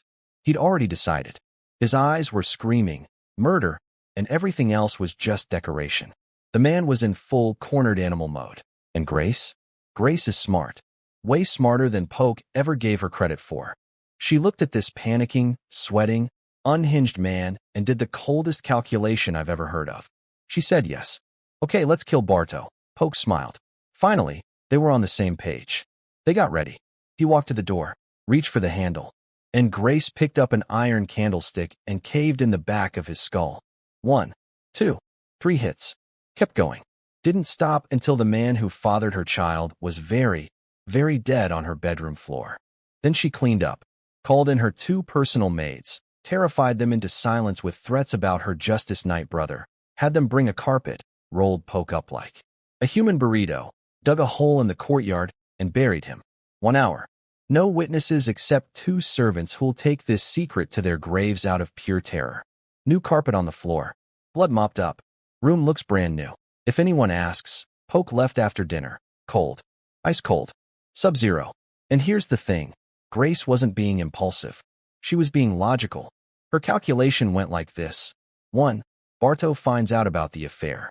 He can only kill Poke. He can't touch Grace or Lola because her brother is a Justice Knight. Barto literally married her for political protection. He needs her family connections more than she needs him. So the worst case for Grace? Divorce. Losing some money. Being kicked out. Bad, but survivable. 2. Poke's plan to murder Barto tonight was suicide. There are 10 night-level guards in the house. 2 normal people with a candlestick aren't sneaking past that. Plus Nim would be back from Kula City tomorrow asking questions. The plan was garbage. 3. If she waited 1 more day for her brother to arrive, they could have done it properly, with a Justice Knight backing them up.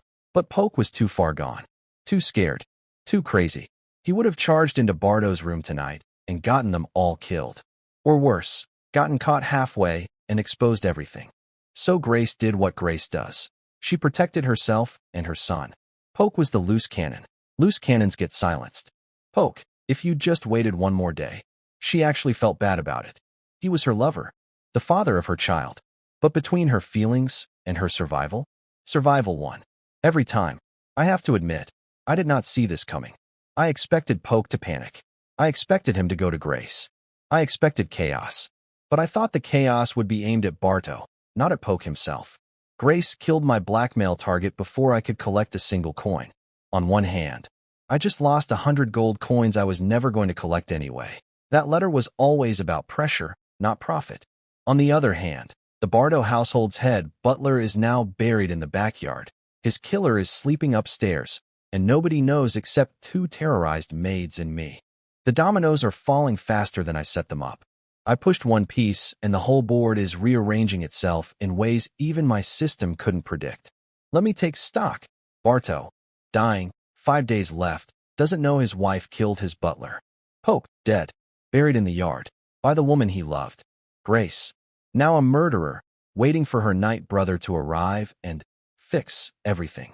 Nim, somewhere on the road to Kula City, chasing a doctor who isn't there.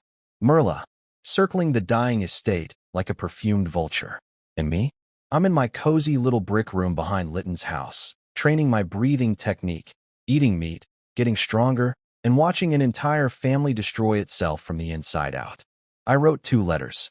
2. Total cost, some paper, some ink, and a 50 copper tip to a flower shop clerk. Result: 1 man dead, 1 woman radicalized, 1 household in secret civil war, and a dying patriarch who has no idea his empire is already gone. I'm starting to scare myself. Nah, they deserve every bit of it. Good night, Poke. Say hi to Karma for me. After dinner, I played with Lisa for a bit. She's growing on me, the little gremlin.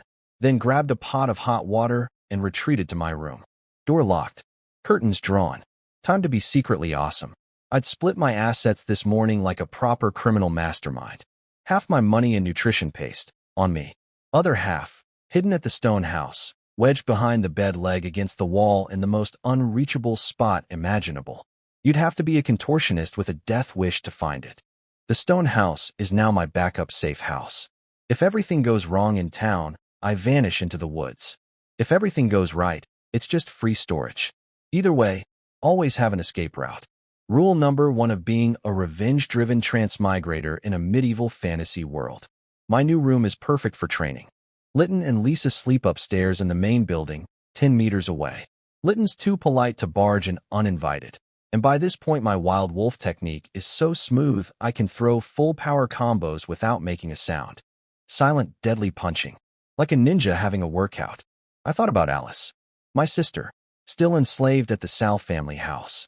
Her buyback contract is brutal, 10 times the sale price. And it has to happen within 3 years, or the price keeps doubling with no ceiling. That's 2 gold coins minimum. I have 2 gold coins. But I can't use them without explaining where a homeless orphan got that kind of money while Bardo and Merla are still watching me. Sorry, Alice. Just a little longer. I'm coming, fists clenched. Back to training. Harder. Faster. The blood mist inside my chest was getting thicker by the hour, almost ready to condense into liquid droplets. 1 more stage, and I'm a mid-level night attendant. Then midnight. Ding. And this batch of intel? Oh, this batch was the motherlode. Number 1 and 2. Bardo had a little existential crisis after Merla's visit. He's now made 2 plans. If Nim brings back Dr. Gavin, great. Keep living, keep slaving. If not, write a will and distribute everything to his sons. Number 3 made me sit up so fast I almost punched the ceiling. Bardo's assets. Click TO expand. Secret gold locations. Click TO expand. I smashed those mental buttons. For types of business. Farmland outside town, rental properties inside town, shares in several shops, and the underground slave trade. The businesses? Don't care. Can't touch them. Too public, too complicated, too traceable. But the gold stashes? 3 locations. A hidden room behind his study, a small abandoned house in the Commoner district, and a nameless safety deposit box at the Kula City Bank. 3 hiding spots. Over 100 gold coins total, plus other valuables. This paranoid, penny-pinching, dying old man has been hoarding treasure like a dragon with trust issues. 3 locations, 3 backup plans. Cunning rabbit has 3 burrows, as the old saying goes. Too bad the rabbit is about to die, and the fox knows where every burrow is. I'm already planning the heist. The second Bardo stops breathing, I'm emptying every stash before anyone else even knows they exist. Number 4 killed my good mood instantly. Even from his deathbed, Barto is still trying to enslave more free citizens. Specifically me. He and Merla are getting desperate. Their Kula City clients need slaves, and the supply is short. So they're going to force the issue. This man has days to live, and his final act on Earth is going to be ruining innocent people's lives. Not repenting, not making peace, not hugging his sons, enslaving people, on his deathbed, with a rotting foot, while his wife murdered his butler in the next room. You know what? I was going to let the infection finish him. Natural causes. Clean hands. But if he's coming after me and other free citizens with his last breath, then I need to accelerate the timeline. This man dies sooner. Number 6 confirmed what I suspected. Poke is dead. Grace bashed his head in with a candlestick. Buried him under a tree in the courtyard. Exactly the kind of cold-blooded calculation I'd expect from a woman who married for power and cheated for pleasure. But here's a fun bonus. Number 7. Poke, paranoid genius that he was, had a backup plan in case Grace refused to cooperate. He'd rented a hotel room, stashed a horse and carriage, and hidden his personal savings there. Ready to flee solo if things went south. Things went very south. But Poke went underground instead of out of town. 6 feet underground, specifically. And now his escape fund is just sitting there, in a hotel room. Unclaimed. Location provided by my system with a helpful click to expand. Don't mind if I do. Number 8. Grace's brother Guavas, the Justice Knight, is coming today. They're going to discuss body disposal, and here's the kicker. They're also planning to kill Barto. Grace decided Poke's murder plan was actually correct. Just poorly timed. With her Knight brother handling security, they can do it properly. So now there are 2 separate plots to kill Barto. Mine, infection acceleration, and Grace's, brother with a sword. We're not coordinating. We don't know about each other. It's like 2 assassins accidentally booking the same target on the same weekend. Number 9. Litton resigns tomorrow. Clinic opens the day after. My legitimate identity goes fully online in 48 hours. Number 10. The Thieves Guild narrowed their search to the Kula City Cathedral. Whatever they're looking for is in there. Big things happening in the background that I'm not involved in yet. Keyword, yet. Alright. Status update. Gold stashes, mapped. 3 locations memorized. Poke's escape fund, located. Free money. Bardo, for days to live, maybe less if I help. Grace, murderer, waiting for her Knight brother to finish the job. Merla, still hunting slaves, still on my kill list. Alice, still enslaved, but rescue is getting closer. Me, getting stronger every hour, surrounded by chaos I created, and sitting on more intelligence than every spy agency in this world combined. The pieces are all on the board. The endgame is starting. And somewhere under a tree in Grace's courtyard, Poke is learning the hard way that in this family, nobody gets a happy ending. Except me. I'm getting all the happy endings. Okay, so let me walk you through my morning.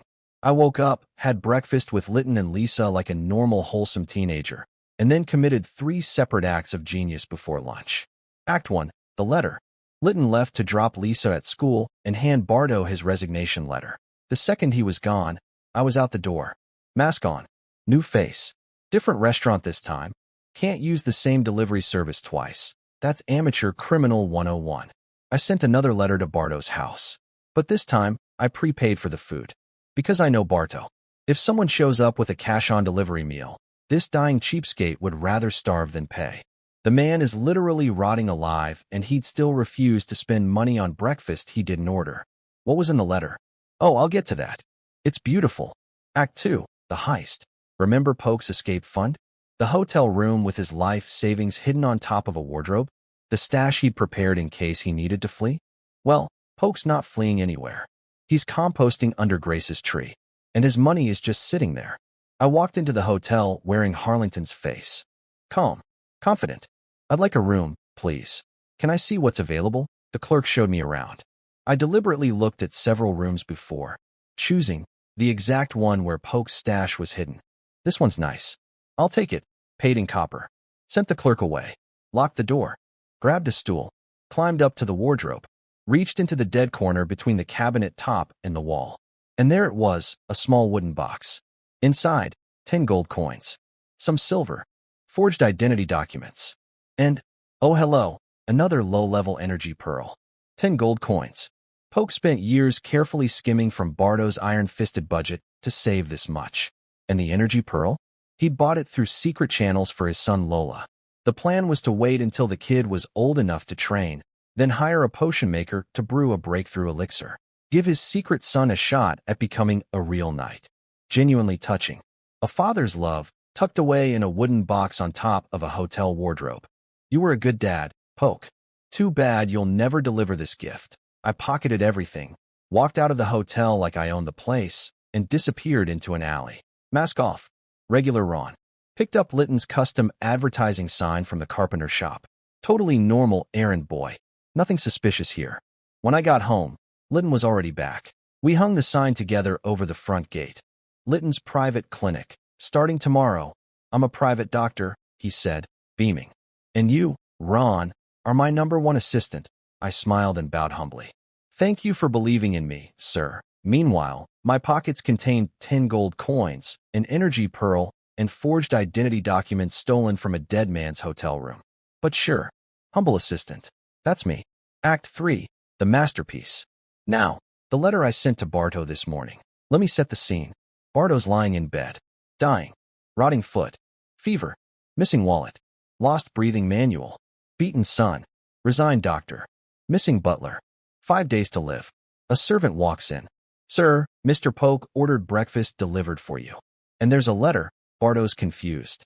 Why would his butler send him breakfast from a restaurant? He has a kitchen, but the food's already paid for, and Barto's too cheap to waste free food. So, fine, bring it in. He opens the letter and reads, Barto, if you're reading this, it means I'm already dead. It's a suicide note. From Poke, confessing everything. The affair with Grace. The fact that Lola isn't Barto's son. The years of sneaking around. And how he tried to convince Grace to run away together last night, but suspected she might kill him instead to protect her secret. So he prepared this letter as a dead man's switch. If he doesn't survive the night, the letter gets delivered, and Grace goes down with him. That whore. That whore. Barto screamed so hard, he nearly blacked out again. Now, here's what actually happened. Poke never wrote that letter. I did. Every word.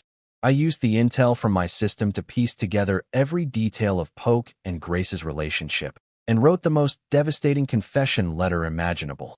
The real Poke is dead and buried under a tree. He never prepared any dead man's switch. He never planned to send Barto a confession. He panicked, went to Grace, and got his skull caved in with a candlestick. But Barto doesn't know that. To Barto, this letter is proof. Written by Poke himself. Every detail checks out. The affair, the timeline, Lola's parentage, everything is accurate because my system told me every secret this family has. So now, Barto knows his wife cheated.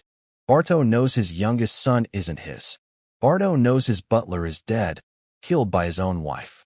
And Barto is processing all of this while running a lethal fever with an infected, pus-oozing, bone-deep wound on his foot.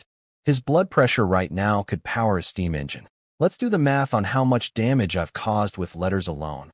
Letter 1, to Poke caused panic, led to Grace murdering him.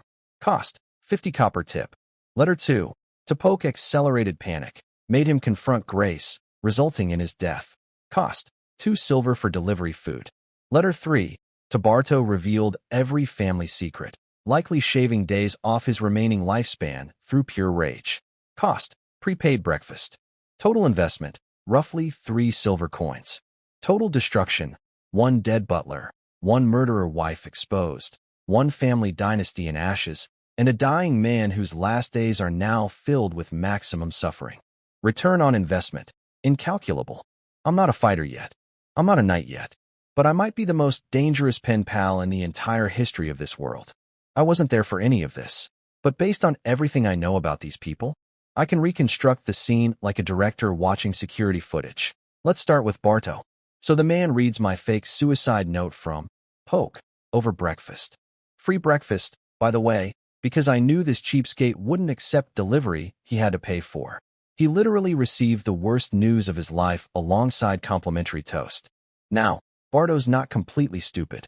He noticed the handwriting didn't match Poke's. But the content? Every detail about his businesses, his properties, his secrets, stuff only his personal butler would know. So either Poke wrote it himself or dictated it to someone. Either way, it's legit in Bardo's mind. And honestly, every fact in that letter is accurate. Because my system told me everything. I basically have better intelligence on Bardo's household than Bardo himself. So what does a dying, feverish, half-delirious old man do when he finds out his wife has been sleeping with his butler for years and his youngest son isn't his? He gets in a wheelchair and rolls to war. 2 servants pushing him, veins popping, eyes bloodshot, rotting foot wrapped in bandages, heading straight for Grace's room like the world's angriest disabled missile. Meanwhile, in Grace's room, a much more serious conversation was happening. Her brother Guavas had arrived that morning. And let me tell you, from everything my intel has told me, this guy is the real power player in this story. Here's the backstory I've pieced together. 20+ years ago, Barto was just a clever merchant who made too much money too fast. No muscle, no connections, no protection. Every gang and power broker in town wanted a piece of him. Enter the Guavas family, 3 generations of knights, respected but poor. Guavas himself broke through to Justice Knight level, which made him basically untouchable in local politics. So they cut a deal. Barto marries Grace, gets military protection. Guavas' family gets access to Barto's money. Classic medieval power merger. But then Grace couldn't get pregnant. They secretly investigated and discovered Barto was the problem. Burned out his body hustling in his youth, lost fertility by 40. Oops. So Grace and Guavas hatched a plan, borrow someone else's equipment. Enter Poke, the butler. Convenient, accessible, and disposable. Lola was never an accident. He was a product, manufactured by the Guavas siblings to create an heir they could control. Poke was just the sperm donor who got too attached to the project. And when Poke became a liability, Grace deleted him with a candlestick. No hesitation. Now Guavas was reassuring his sister, you did the right thing. Poke had to die. Dead men can't talk. As long as Bardo doesn't know, we can deny everything. Grace was starting to relax. Big brother's here. Everything's going to be. Crash door flies open. Grace, you whore, Barto. In a wheelchair. Pushed by 2 servants. Face like a volcano about to erupt. Waving my letter in his trembling fist. Grace's blood went cold. But she's a professional liar, so she put on her best confused face. Barto? Why are you yelling at me? You know why. I really don't. Perhaps you should explain? Still trying to bluff. Still hoping maybe the letter didn't say what she thinks it said. Still performing. But here's what Grace doesn't know. Her brother is hiding in the shadows of the room right now. Justice Knight reflexes. He vanished into a dark corner the instant he heard the wheelchair approaching. Bardo's servants didn't see him. Bardo didn't see him. So we have a dying man in a wheelchair, confronting his cheating wife, while her assassin knight brother lurks 3 meters away in the shadows, deciding whether this situation calls for murder. This is a powder keg. One wrong word, and either Barto dies right here, or Grace gets exposed, or Guava steps out of the shadows and makes everyone in the room disappear. And I set all of this in motion with a prepaid breakfast and a fake letter. You know what the funniest part is? Every single person in that room thinks they're the smartest person there. Bardo thinks he's catching his wife red-handed. Grace thinks she can lie her way out. And Guavas thinks he's the puppet master controlling everything from the shadows. None of them realize the actual puppet master is a 15-year-old kid sitting in a brick shed behind a doctor's house, doing breathing exercises and eating leftover rice. Current body count from my letters, 1, Poke. Projected body count by end of week. Honestly, could be anyone's guess at this point. I lit the fuse. The explosion is out of my hands now. But I'll be watching. I'm always watching. I wasn't there. But I'm pretty sure this is exactly how it went down, because my system basically gives me the movie script before it airs. So, Bardo rolled into Grace's room like a wrecking ball in a wheelchair. Grace, you filthy. He throws the letter at her. She picks it up, reads it, and for 1 second, genuine panic. She thought the blackmailer had ratted her out. But then, wait, this is written as Poke's confession letter? Poke left a dead man's switch? Her brain rebooted. She spotted an escape route. Barto, this isn't even Poke's handwriting. Someone forged this to frame me. I'm innocent, not bad, Grace. Quick thinking, solid defense. Except Barto, dying, feverish, half-delirious Barto, suddenly turned into the world's sharpest detective. Interesting. How do you know it's not Poke's handwriting? Grace froze. Poke is MY butler. He works in MY office. He handles MY documents. You've never touched a piece of paperwork in your life. So please explain. How would you know what his writing looks like? Gotcha. I have to give credit where it's due. Barto may be a scumbag slave owner dying from a poop-infected bear trap wound. But in this moment, the man was sharp. Even on death's door, his merchant brain could spot a logical contradiction. Grace started stammering, eyes darting, brain buffering. Then Barto dropped the nuke. If you're really innocent, let's go to the Grand Cathedral in Kula City. Swear before the Creator Goddess and her priests that you never betrayed me. That Lola is my son. Game over. See, in this world, the Creator Goddess isn't some abstract concept. She's real. Her priests have actual supernatural powers. If you lie in front of them during a sacred oath, they know. And the punishment is, let's just say nobody wants to find out. Grace couldn't take that oath. She'd be exposed instantly. So she just stood there, mouth open, nothing coming out, like a fish on land. Barto spat on the floor. Literally. From today, you're not my wife. Take your bastard child and get out. Then he did something brilliant, in a cruel, petty way. He imitated her. You know how I knew you were lying? When I yelled at you, you asked, why are you angry?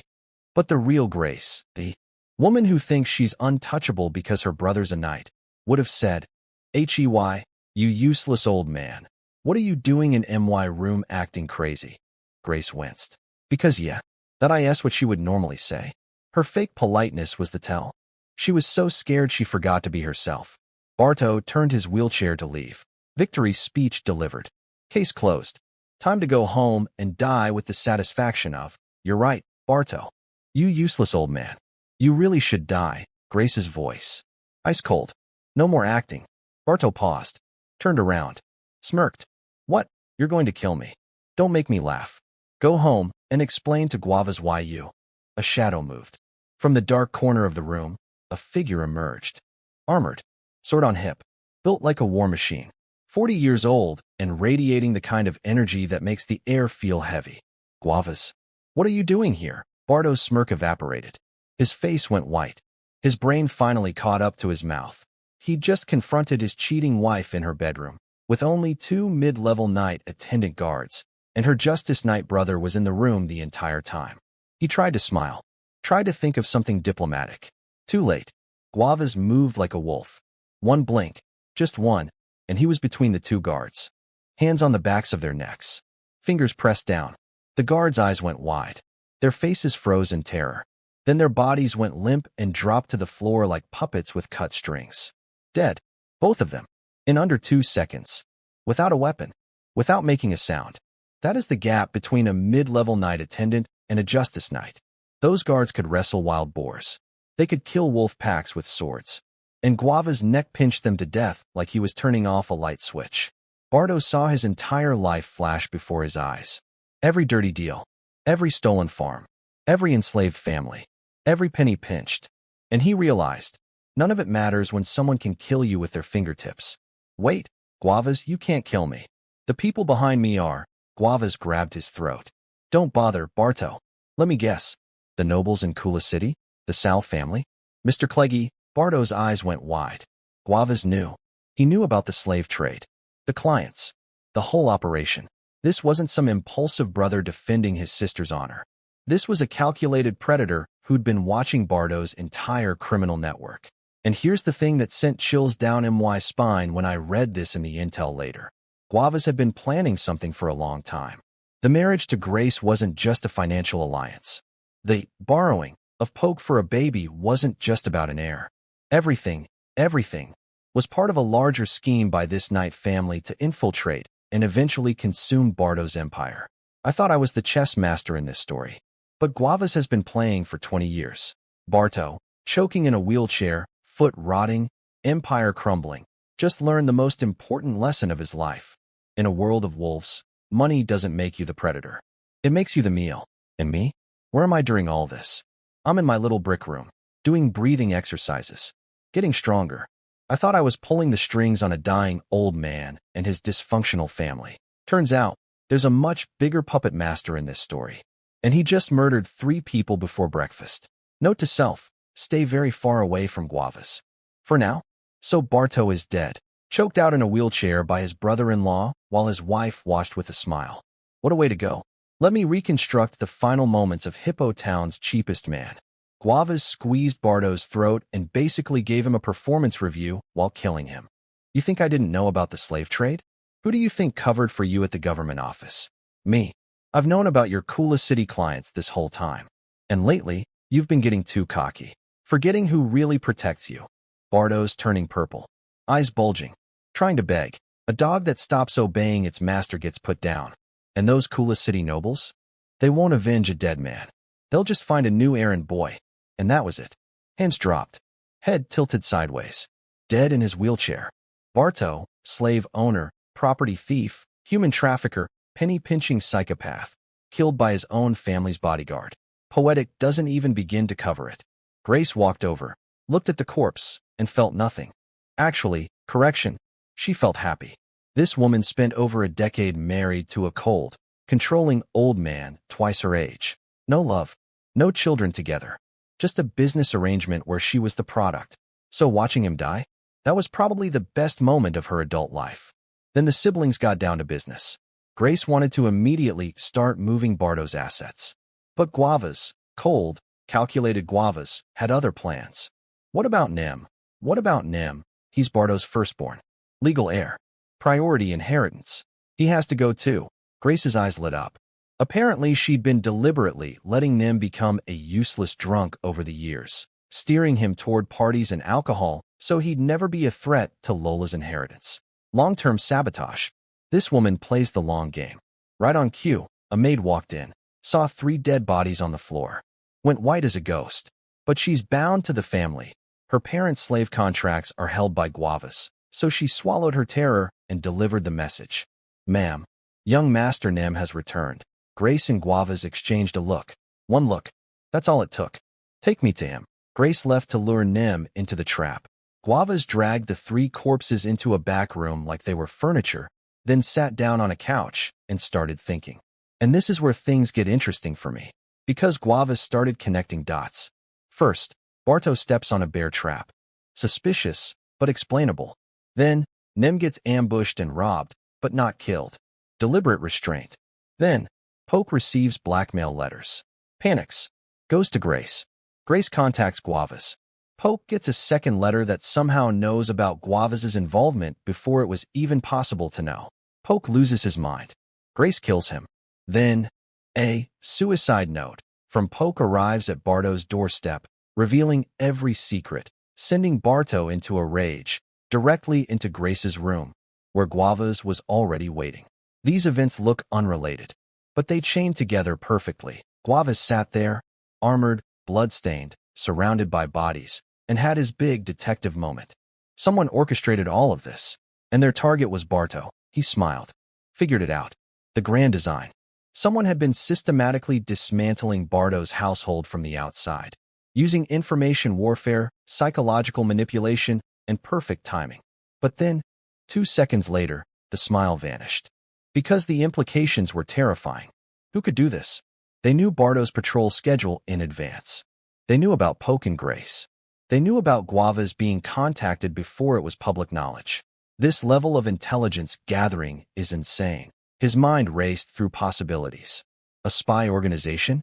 A high-level mage with psychic abilities? Some powerful faction with surveillance magic? But none of it made sense. Why would any of those groups care about a small-town slave owner? And if they had that much power, why bother with elaborate schemes? They could have just killed Barto directly. The contradiction broke his brain. The enemy was simultaneously too powerful to be targeting someone this insignificant and too sneaky to be someone with real power. Then he grabbed all 3 letters and compared them side by side. Different handwriting, different paper, different ink. The 2 blackmail letters to Poke, one style. The suicide note to Barto, completely different materials and penmanship. And suddenly, doubt. Maybe I'm overthinking this. Maybe it really was all just coincidence. A random farmer's bear trap. A random forest bandit. A random blackmailer who happened to know secrets.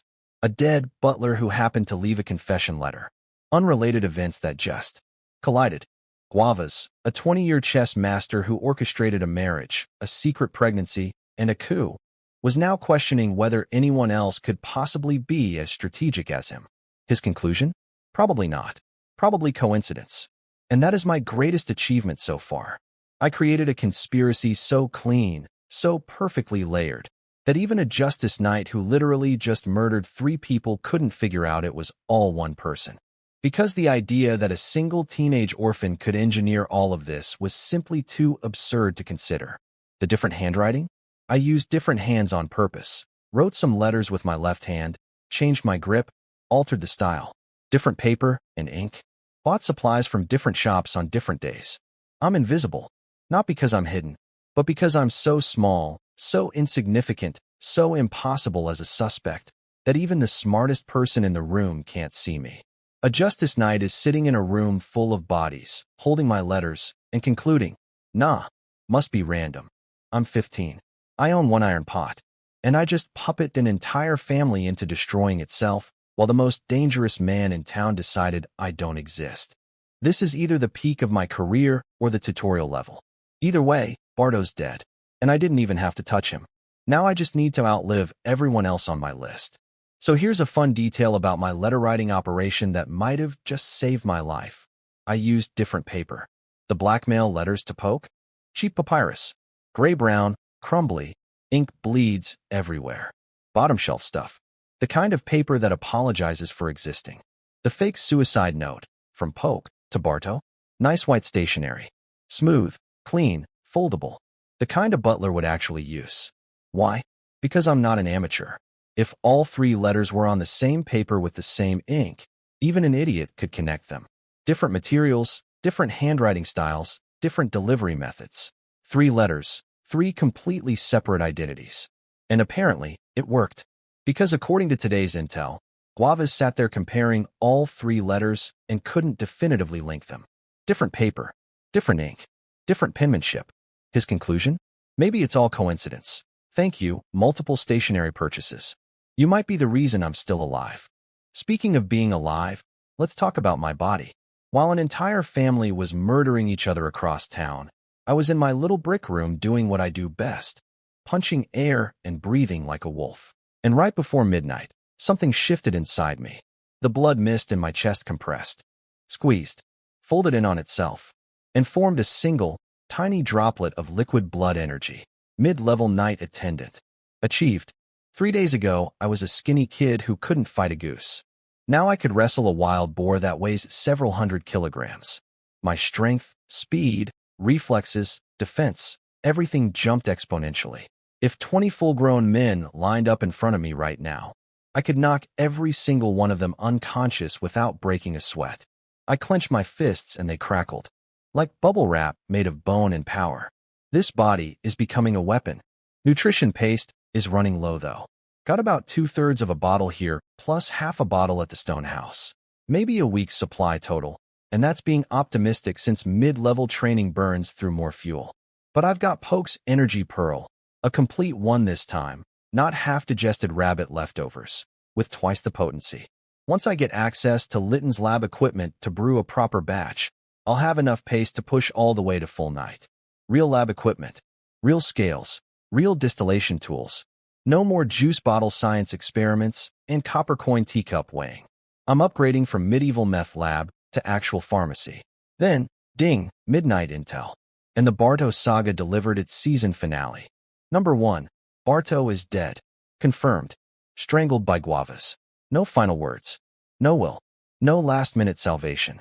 The man who stole my family's house, tried to sell me to a predator, and spent his dying days enslaving innocent people, gone. Sitting dead in his own wheelchair. I should feel something profound. Some deep emotional closure.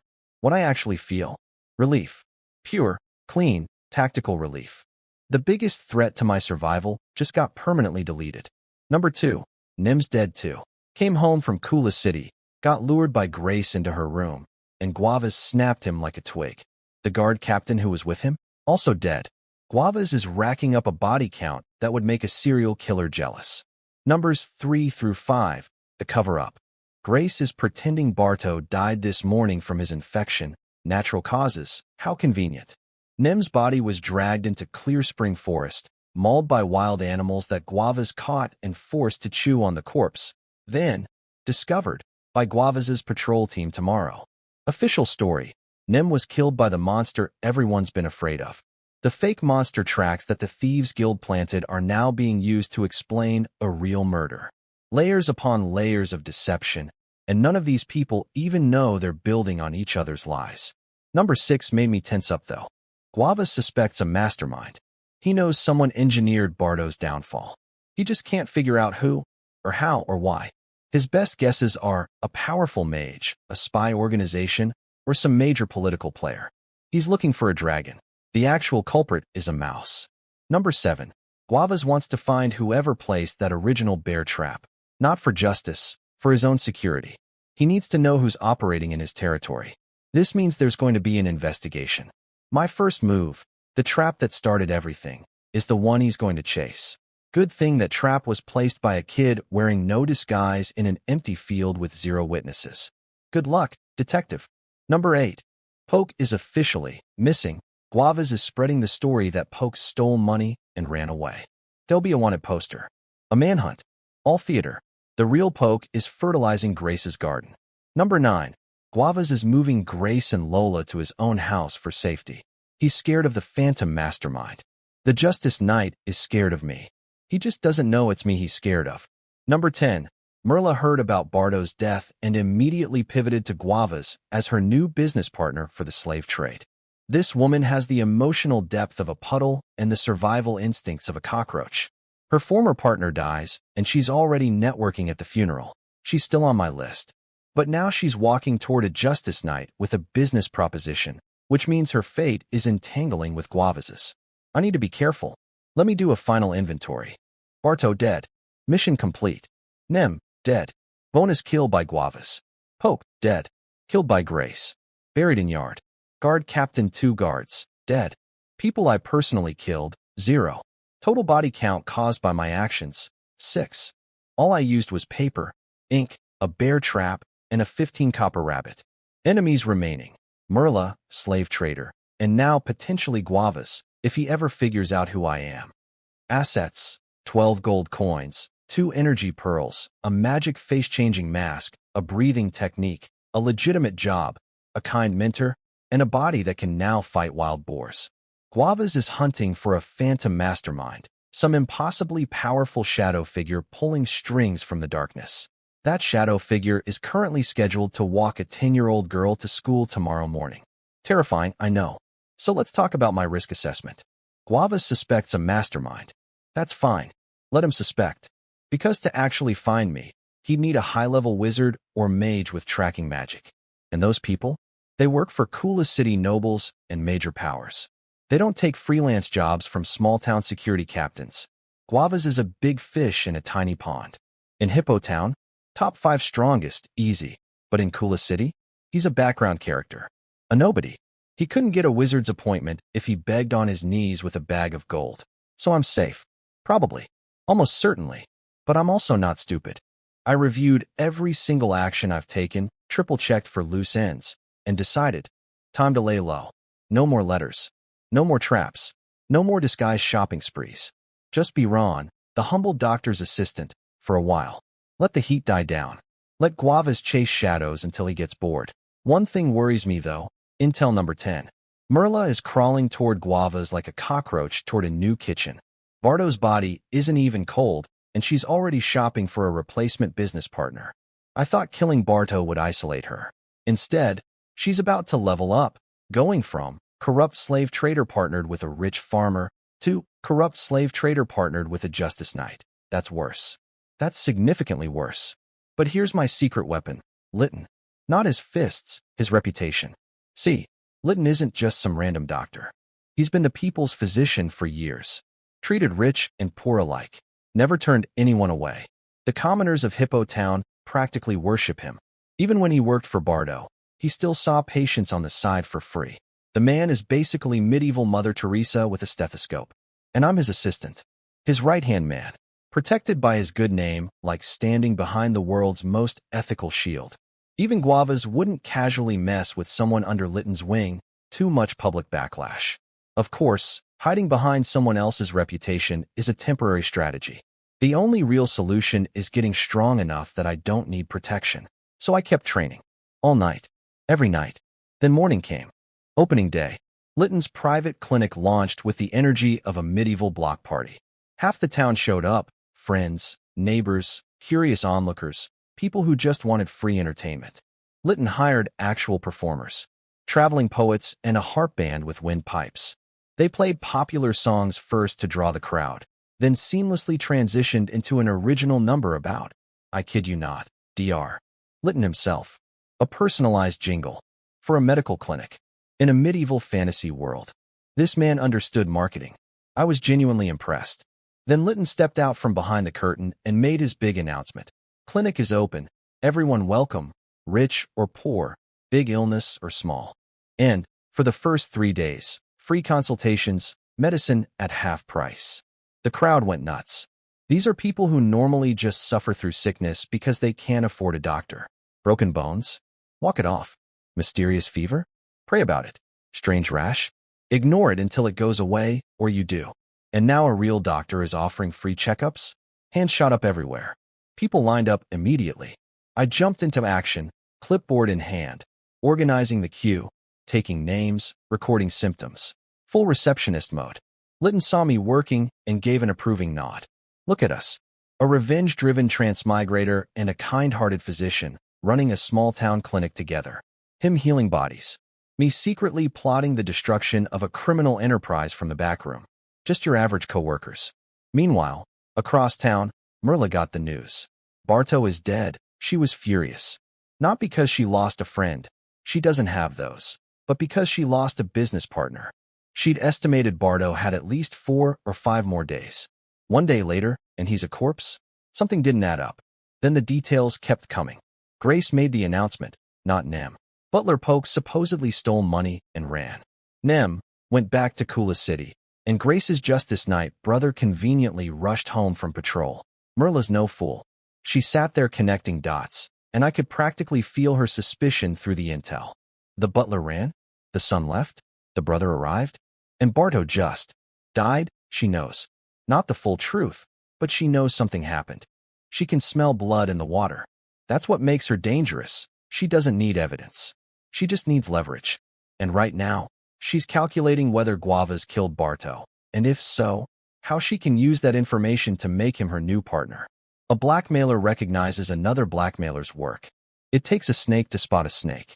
So the new power map of Hippo Town looks like this. Guavas controls the muscle and is absorbing Barto's empire. Merla controls the slave trade connections and is trying to attach herself to Guavas. Litton controls public opinion through his clinic. And I control information more than anyone in this town realizes. For players. For agendas. One tiny town. And the teenager organizing patient files at the front desk? He's the most dangerous one in the room. But today, I'm just smiling, writing names, and saying, next patient, please, low profile. Quiet hands. Patient heart. The wolf is learning to wear sheep's clothing. So Merla figured it out. Well, partially. She took one look at the situation, Barto dead, butler, missing, son conveniently absent, Justice Knight brother conveniently present, and went, yeah, Guavas killed him. Not that she cares. Merla doesn't do grief. Merla does business. Her brain skipped right past, my partner is dead, and went straight to, who has his stuff now? Answer, Guavas. Which means all those slaves Barto had been collecting for the Kula City nobles. Now in Guavas' inventory. And Merla needs access to that inventory because the nobles are waiting and nobles don't like waiting. Problem, Merla and Guavas have never actually met. Barto was always the middleman. He handled the dirty work, Merla handled the selling, and Guavas handled the cover-ups from his government office. A beautiful criminal triangle where no 2 points ever had to touch directly. Now the middle point is dead and the other 2 need to shake hands for the first time. Awkward networking at its finest. Merla decided to bring a gift. Smart move. But what do you buy for a Justice Knight who has money and could literally kill you with his pinky finger? Weapons? Too expensive. Armor? Too expensive. Magic potions? Way too expensive. A nice horse? Still too expensive. After much deliberation, she settled on a wolfskin coat, because apparently Guavaz's nickname is the Wild Wolf Knight. He used to serve in the Wolf King Knight Order. He likes wolf stuff. A custom wolf fur jacket from the tailor, a few dozen silver coins. Affordable, personal, flattering. I have to admit, for a human trafficker, she's got decent gift-giving instincts. So she's heading to the tailor shop, marching down the street with her little shopping plan, when she walks past Litton's brand new clinic and sees me, standing at the front door, greeting patients, looking clean, healthy, and employed. Her brain short-circuited. Wait, isn't that the Jaeger kid? The starving homeless orphan? The one who was supposed to come crawling to me begging for work? Why is he at a doctor's office? She walked over. Fake smile. Ron, remember me? Oh, I remember you, lady. I remember you every single night when I update my kill list. But outwardly, sunshine and rainbows. Of course, Mrs. Merla. So nice to see you. She scanned me up and down. Clean clothes. Better posture. More confident. Healthier. I could see the confusion on her face. A few days ago, I was a shivering scarecrow mumbling about wanting to join the Knight Academy. Now I look like a completely different person. You seem different, she said carefully. I got a job. I'm Dr. Litton's assistant now, and I told her everything. On purpose. Every detail of how I saved Lisa, met Litton, got hired, moved in. I wanted her to know, because now she has to factor Litton into her calculations. Litton is beloved. Litton is respected. Litton's clinic just opened to massive public support. Messing with Litton's assistant means messing with Litton, which means messing with half the town's goodwill. I watched the math happen behind Merla's eyes in real time. The smile stayed, but her eyes went dead. That boy is under Litton's protection now. Her cooked duck just flew right out the kitchen window. She'd been so confident. Just wait a few days, she thought. The cold and hunger will break him. He'll come running. They always come running. She'd seen it 100 times. Desperate people walking right into her trap because they had no other choice. But I had choices. I had a system giving me choices she couldn't even imagine. The best part? I offered to help her. Mrs. Merla, you look a bit pale. Are you feeling all right? Want me to book you an appointment with Dr. Litton? Her eye twitched. I swear both corners of her mouth were fighting each other. One trying to smile, one trying to scream. No thank you, Ron. I'm fine. Very fine. She congratulated me through what I can only describe as dental prison. Teeth clenched so hard I'm surprised they didn't crack. Then she added, hopefully, but if things don't work out with Dr. Litton, you can always come to me for a new job. Translation. Please still become a slave. I have quotas to meet. I gave her my warmest, most innocent smile. Thank you, Mrs. Merla. I'll keep that in mind. She turned and walked away. The instant her back was to me, her face went ice cold. I know because mine did the same thing.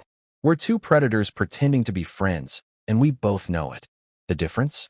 She thinks she's the predator, and I'm the prey who got lucky. She has no idea that the prey already ate one predator, is currently digesting a second, and has her circled in red marker for dessert. Merla, Bardo's already dead. You're next, but not today. Today I'm just a smiling clinic receptionist. Next patient, please. I wasn't at that dinner. Obviously. But my system paints pictures so vivid I might as well have been hiding under the table. So here's what went down at the fanciest restaurant in the rich district, 8 o'clock sharp. Merla showed up looking like a medieval spy movie extra. Hooded cloak, black veil over her face, gift box under her arm. I'm definitely not committing crimes tonight. Energy. The waiter didn't blink. Apparently disguised rich people are a regular Tuesday at this place. She walked into private room number 8. Guavas was already there, standing by the window, sipping wine with his back turned, radiating pure, I'm more important than you, energy. Didn't even look at her when she walked in. Classic power move. Guavas, sir, he turned around. Stone face. Zero warmth. Looked down at her like she was a job application he hadn't decided to read yet. What do you want? Now Merla's a professional schemer. She immediately clocked what was happening. Guavas was pretending not to know why she was here, making her explain first. Because in negotiations, whoever speaks first is the beggar. It's manipulation 101. and Merla recognized it because she wrote the textbook on manipulation. But she also noticed something. Guavas came in disguise too. Casual clothes. Fisherman's hat on the coat rack. No uniform. No armor. He'd come prepared for a secret meeting, which meant he absolutely knew what this was about, and his, "what do you want?" act was just positioning. Merla relaxed slightly. At least he's willing to deal. She placed the gift box on the table. A small token of my respect. Guavas glanced down with that "I couldn't possibly care less" expression. Then his eyes locked onto the contents, and his whole energy shifted. Inside, a sleeveless wolfskin vest. Handmade. Premium fur. Perfect stitching. Custom fit. Guavas, the Wild Wolf Knight. Former member of the Wolf King Knight Order. A man whose entire identity is wolf-themed. Reached out and stroked the fur like he was petting a beloved dog. Beautiful craftsmanship. The texture. The stitching. Merla nailed it. Absolutely nailed the gift. She couldn't afford weapons or armor or magic items, so she went psychological. Hit him right in the personal brand. This woman is dangerous in ways that have nothing to do with physical strength. Guavas softened immediately. Dropped the cold act.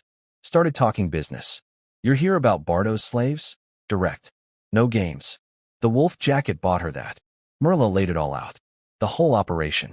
How she and Bardo worked together. He crushed people financially. She swooped in as the helpful job finder to trick them into slave contracts, and Guavas' office covered up any legal problems. Three-way criminal partnership. Then she made her pitch. "Take Bardo's place. Same deal. I'll even give you 70% instead of the 50-50 I had with Bardo." She literally cut her own profits in half to secure this alliance. That's how desperate she is to keep the coolest city nobles happy. But Guavas shook his head. "Not 70. Merla's face fell. "Too greedy," she's thinking. "He wants 80? 90? Keep the original 50-50 split." "Wait, what?" "Actually, I don't need the money at all. Just answer 3 questions." Merla's brain went into overdrive. A man who turns down free money to ask questions instead? Those questions must be heavy. What questions? First, which of the 4 noble families in Kula City are you actually working for? Easy one. Merla answered instantly. The Sal family. Specifically, Mr. Madak. Guavas nodded. He already knew. He'd investigated Bardo's connections years ago. This question was just a warm-up. A trust test to see if she'd answer honestly. Good. Second question. Why does Mr. Madak need so many slaves? His eyes went sharp. Predator sharp.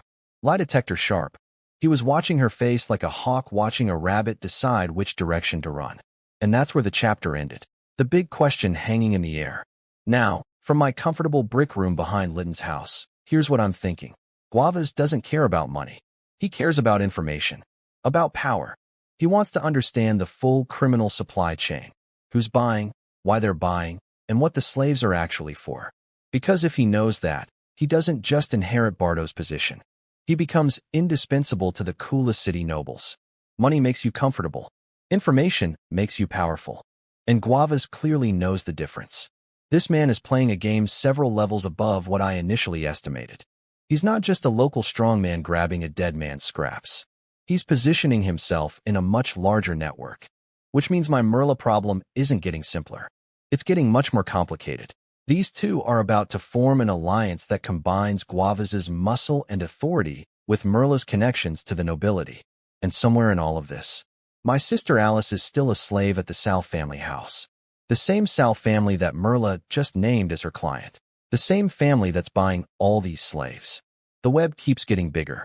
But so do I literally. My arms are noticeably thicker this week. Mid-level night attendant, doctor's assistant, secret intelligence operative, and the most patient 15-year-old revenge artist in the history of this continent. One day at a time. Now this intel drop hit different.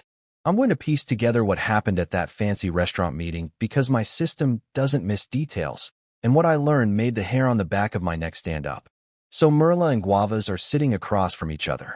He's wearing the wolf vest already. Okay, maybe not already, but he was clearly smitten with it. Gift diplomacy, success. Negotiations proceed. Guavas asked his second question. Why does Mr. Madak need so many slaves? And Merla's face apparently went through about 15 emotions in 2 seconds. She clearly did not want to answer this one. Started stammering. Stalling. Guavas responded by cranking up his knight aura. That pressure thing where powerful fighters make the air feel heavy. Merla's knees nearly buckled. Then he pushed the gift box back toward her, basically saying, "No answer, no deal. Take your jacket and leave," Merla caved. But not before making two demands, an oath of secrecy, and one of Guavaz's secrets in exchange. And Guavaz, without blinking, said, "Barto didn't die from infection. I killed him. Nem's dead too." Just said it. Like ordering coffee. "Yeah, I murdered 2 people yesterday. Anyway, what's your secret?" Merlin nearly choked. She'd suspected it, sure, but hearing it confirmed by the killer himself while sitting 3 feet away? Different energy entirely. Then Merla leaned in close and whispered the words that changed everything. "Sir Guavaz, have you heard of the Blood Moon cult?" Guavaz's face went white. An actual justice knight, a man who kills people with his bare hands, went pale at a name. And suddenly, everything made sense. The slaves weren't being used for labor. They weren't being sold to farms or factories or households. They were being used as sacrifices. Okay, deep breath. Let me explain this world's religion real quick. There's one supreme god, the creator goddess. She's the big boss, mother of everything. Every single kingdom worships her. She's so chill that she allows her followers to worship other gods too. So most people have 2 faiths, creator goddess plus one of the 9 holy gods. Earth mother for farming, storm god for weather, and so on. These are the good religions. Positive vibes, community building, spiritual guidance. Then there are the evil cults. Secret, underground, forbidden. If the kingdom or any legitimate church catches you in one, the punishment is simple: death. No trial, no appeal. Everyone has permission to kill you on sight. The Blood Moon cult is one of these. And Mr. Madoc, the Sal family noble, one of coolest city's foremost powerful families, is secretly a member. He's been ordering slaves not for work, but for ritual sacrifices to whatever nightmare deity the Blood Moon worships. 100 slaves in 5 years. 100 people kidnapped from their homes, tricked into slavery, and fed to a secret death cult run by city nobility. My sister Alice is working at the Sal family house right now. Let that sink in. Guavaz processed this and asked his final question. What do I get out of it? Not, should we stop this? Not, isn't this incredibly dangerous? Not, maybe we shouldn't help a death cult? No.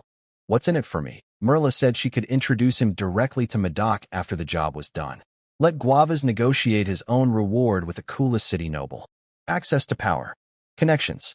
Possibly supernatural gifts from a cult that deals in blood magic. Guavaz smiled. Deal. And just like that, the Wild Wolf Knight, protector of Hippo Town, law enforcement captain, justice knight of the realm, signed up to supply human sacrifices to an evil cult. Everyone in this story is a monster. Bardo was a monster. Merla is a monster. Guavaz is a monster wearing a wolfskin vest. The coolest city nobles are monsters in mansions.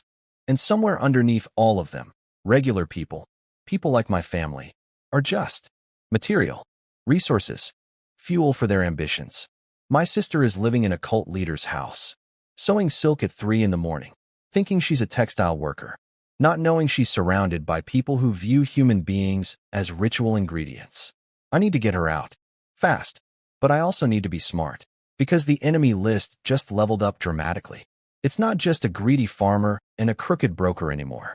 It's a justice knight, a slave trader, and a noble family connected to a forbidden religious cult with supernatural powers. Against me, a 15-year-old mid-level knight attendant with a magic mask and a porridge pot.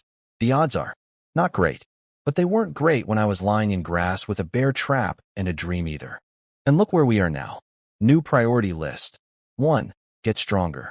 Break through to high-level knight attendant. Then trainee knight. Then real knight. As fast as physically possible. 2. Rescue Alice before anything happens to her. 3. Destroy Merla, expose Guavaz, and burn the whole rotten network to the ground. For don't die? Simple enough, right? Right? Stares at ceiling of brick shed. Goes back to punching air. Harder this time. First day at the clinic. Survived. Barely. Litton collapsed into his chair like a puppet with cut strings. Thanks for the hard work, Ron. He wheezed, looking like he'd aged 10 years in 8 hours. Meanwhile, I was sweeping the floor, after running around all day without a break. Not even slightly tired. Litton stared at me like I was a medical anomaly, which, technically, I am. A secretly enhanced mid-level knight attendant pretending to be a normal teenager has slightly more stamina than a middle-aged doctor. Shocking. Ah, youth. Litton sighed, completely failing to realize that youth doesn't explain a kid who ran 12 hours straight and isn't even breathing hard. But hey, as long as he thinks it's normal, I'm not correcting him. He tossed me 2 silver coins and told me to grab dinner on the way to pick up Lisa. No energy to cook. Fair enough. The man earned his exhaustion honestly. Midnight. Training. Ding. Intel time.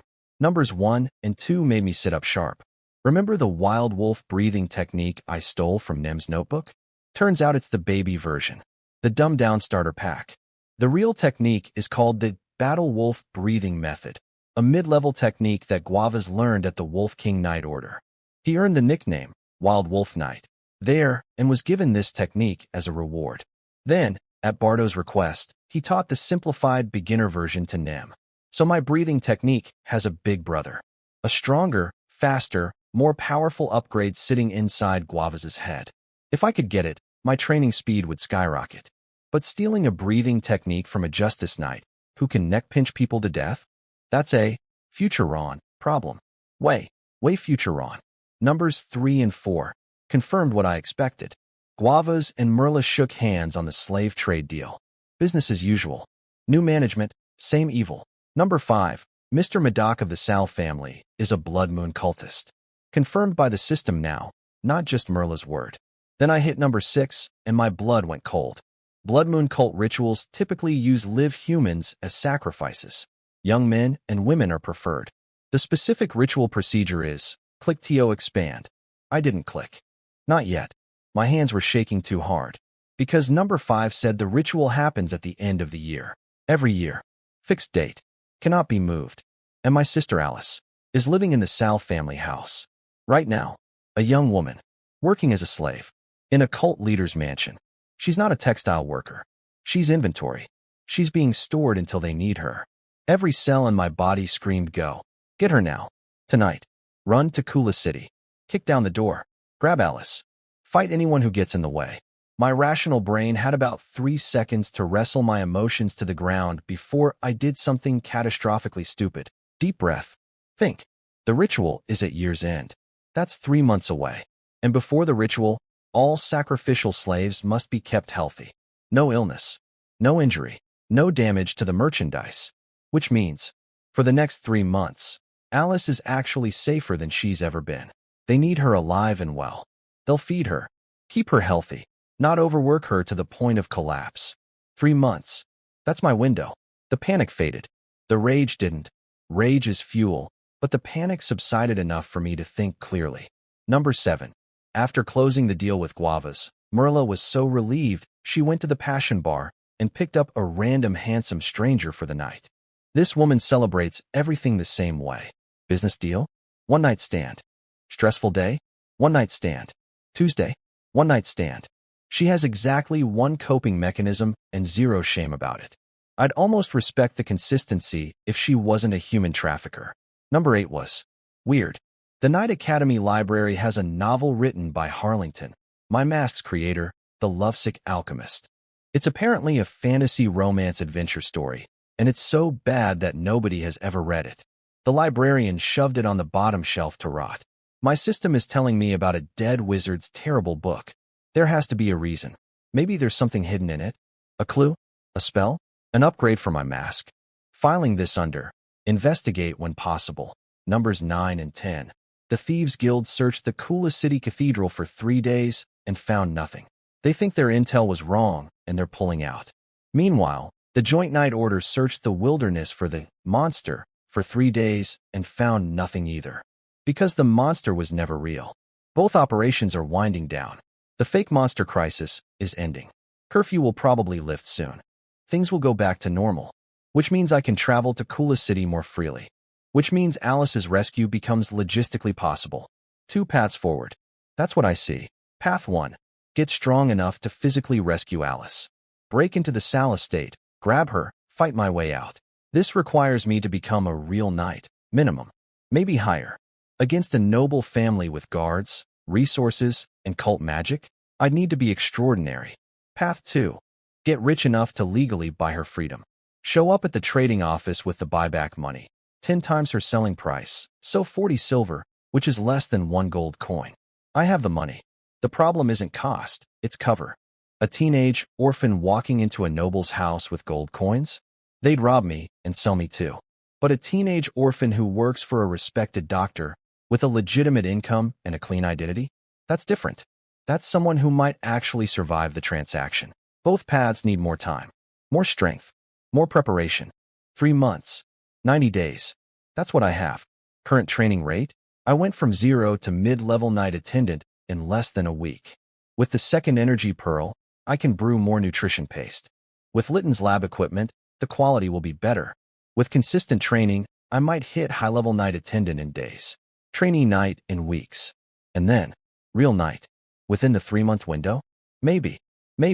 It's going to be tight. It's going to be dangerous. And it's going to require everything I have. But Alice doesn't have anyone else. Just me. Her little brother she's never actually met.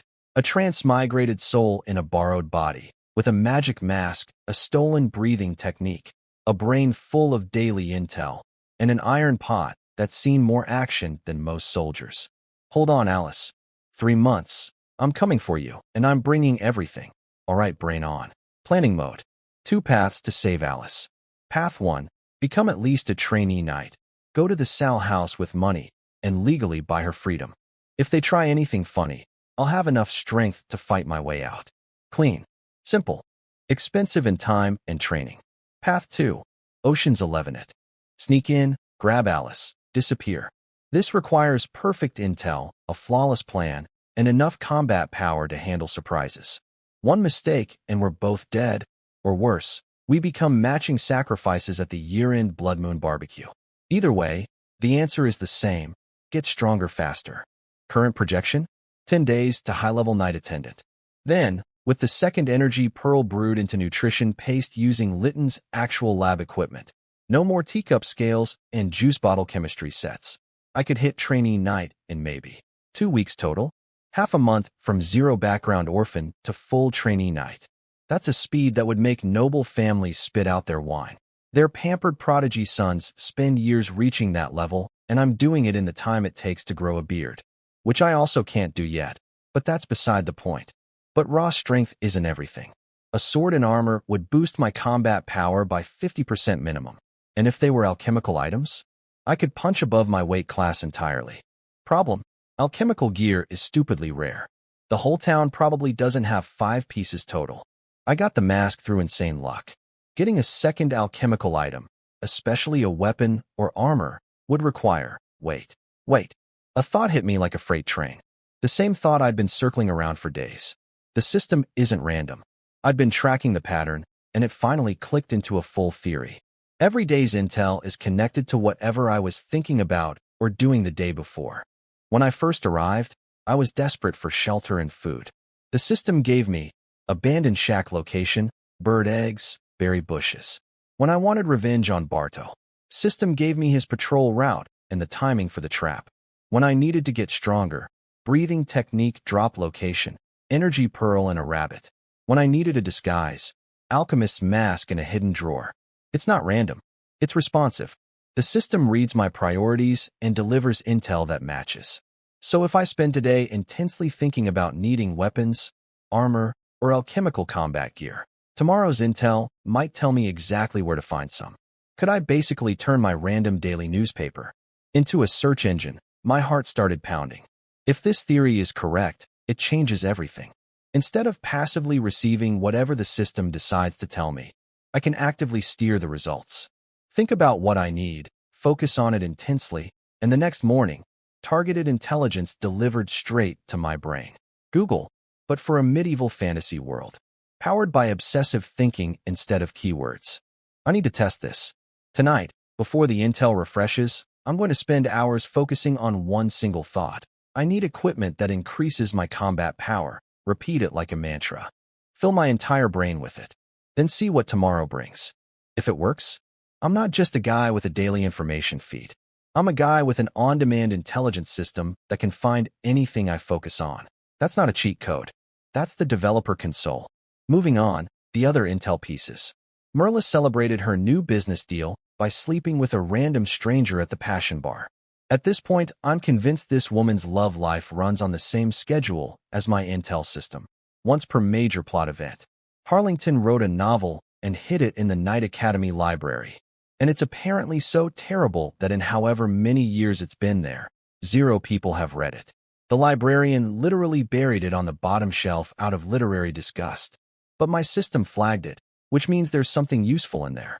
Probably not the writing quality.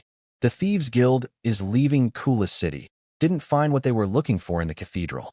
And the Night Order's monster hunt is ending too, since there were never any real monsters. So the security lockdown is winding down. Curfew will be lifted. Gates will be open. Travel becomes easy again. All good news for my future Coolest City operations. I went to sleep with one single thought pounding in my skull.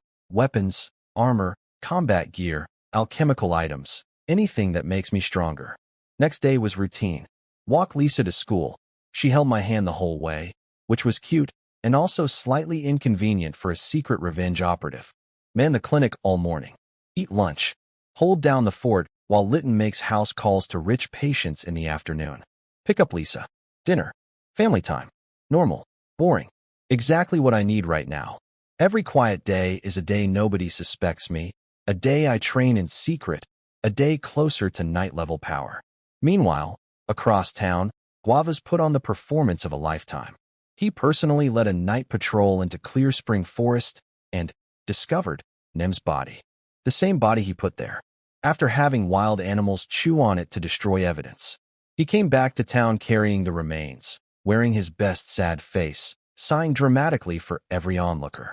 Poor, brave Nem, trying to save his father, took the dangerous forest path, attacked by wild beasts. Such a tragedy. The townspeople were comforting him, patting his shoulder, saying, "Please don't be sad, Mr. Guavas. It was fate, fate." The man murdered his nephew, staged a crime scene, fed the corpse to animals, and then accepted condolences from the public like he was at a funeral he organized. Which, he literally was. This guy is a better actor than me. And that's saying something, because I've been running the humble orphan show for 2 weeks straight with rave reviews. Anyway, tonight. Midnight. The big test. Did my search engine theory work? Did focusing all day on combat equipment steer tomorrow's intel? I'll find out in a few hours. If the answer is yes, then every rule of this game just changed. And if it's no, well, I'll still be a mid-level night attendant with 12 gold coins, 2 energy pearls, a magic mask, and an enemies list that's getting shorter by the day. Either way, I'm winning. But I'd really like that search engine. It worked. The theory worked. I have a search engine in my brain. Let me explain why I'm freaking out. Yesterday, I spent hours before bed mentally chanting, alchemical items, alchemical items, alchemical items, like some kind of medieval SEO specialist trying to game a supernatural algorithm. And today, 4 out of 10 intel entries were about alchemical items. 4. In nearly 200 pieces of intel I've received since activating this system, I'd gotten maybe 3 total mentions of alchemical gear, all about the same mask. Now suddenly, one focused brainstorming session and I get a complete catalog of every alchemical item in town? This isn't coincidence. This is confirmation. My daily intel system isn't random. It's responsive. It reads what I'm thinking about, what I need, what I'm focused on, and it delivers matching results the next morning. I've basically discovered that my psychic newspaper has a search bar. I just have to think really hard about my query before bed, and the results arrive at midnight like the world's most reliable overnight delivery. I'm going to test it again tonight, just to be absolutely sure. If tomorrow gives me more alchemical item intel, then I've cracked the code permanently. And from that point on, I'm not passively reading a newspaper anymore. I'm Googling reality. But first, let me go through today's juicy results. Number 1. Guavas is already making moves. Using the investigation into Bardo's injury as a cover story to pressure more free citizens into slavery. The man buried Barto 2 days ago and is now wearing his skin, metaphorically, continuing the exact same evil business. Different face, same crimes. Truly a worthy successor to the throne of garbage. Numbers 2 and 3. Guavas has a secret family. His actual wife? Political marriage. No love. Gave him 2 daughters. His response to having daughters instead of sons? Get a pretty mistress, hide her in a separate house, have a secret son 2 years ago, and start quietly planning to make the illegitimate kid his heir. Sound familiar? Because it should. This is almost exactly the Barto Gracepoke situation all over again. Secret lover, hidden child, scheming to rearrange inheritance. These people are living in a loop of betrayal. And now I have blackmail ammunition against a Justice Knight. Filing this under nuclear option, break glass in emergency. Number 4. Guavaz's Wolffang necklace is an alchemical item. Releases predator pressure that scares animals, especially wolves. Cool for him. Not useful for me since I can't exactly walk up and snatch it off a Justice Knight's neck. Number 5. The town mayor has an alchemical sword. Boosts strength, speed, and conducts battle aura. Now that's a weapon. But again, it belongs to the mayor. Can't touch it. Number 6. The trade office boss has alchemical glasses. Auto-adjusting prescription with perception bonus. Neat. Useless to me. Still someone else's property. All 3 of those items are fascinating but untouchable. I'm a mid-level night attendant, not a cat burglar. Well, not yet. But number 7? Number 7 made me want to scream with joy. Harlington's terrible romance novel in the Night Academy library. The one so badly written that the librarian banished it to the bottom shelf? It's an alchemical item. A sealed one, disguised as a book. And inside, Harlington and his wife Lorraine study notes. They're actual academic notes. From a master alchemist and a master potion maker. The 2 skills this world values above almost everything else. And they're hidden inside a deliberately awful novel that nobody would ever want to read. Harlington, you absolute madman. You hid your life's knowledge inside a book so terrible it functions as its own security system. Nobody steals it because nobody can get past chapter 1. The system even gave me a click to expand for the unsealing method. This is obtainable. The book is sitting in a semi-public library. Nobody wants it. Nobody's guarding it. I just need to get in there, grab it, and unlock it. An alchemist's notes. A potion maker's notes. If I can learn even a fraction of what's in there, I won't just be a knight. I'll be a knight who can make his own equipment, brew his own potions, and maybe even create alchemical items. That's not a power-up. That's a career change. Number 8 was a nice bonus. Barto's secret stash house in the Commoner District has weapons along with the gold. Defensive gear he kept, just in case. Well, it's just in case, a clock, Barto, and you're too dead to use them. Numbers 9 and 10. Thieves Guild pulled out of Kula City, only left a few scouts behind. Night Order disbanded. All towns lifting security restrictions. The fake monster crisis is officially over. Open roads. Open gates. Freedom of movement restored. Perfect timing for someone who needs to eventually visit Kula City to rescue his sister from a death cult. Meanwhile, across town, Guavas put on his Oscar-winning sad performance carrying Nim's mutilated corpse back to town. Sighing. Tearing up. Accepting condolences from people he's actively planning to enslave. Merla watched from the crowd and smirked. She knows. He knows she knows. They exchanged a little nod like 2 criminals at a company picnic. Some smart townspeople noticed the suspicious timing. Barto dead one day, his heir dead the next, with Guavas' nephew as the only surviving inheritor? But nobody dared say anything. Guavas is a justice knight and the security captain. Accusing him without proof is basically writing your own death sentence. So the murders got filed under unfortunate coincidence, and life moved on. As for me, I have a plan for tomorrow. Step 1. Get into the Night Academy library. Step 2. Find the worst novel ever written.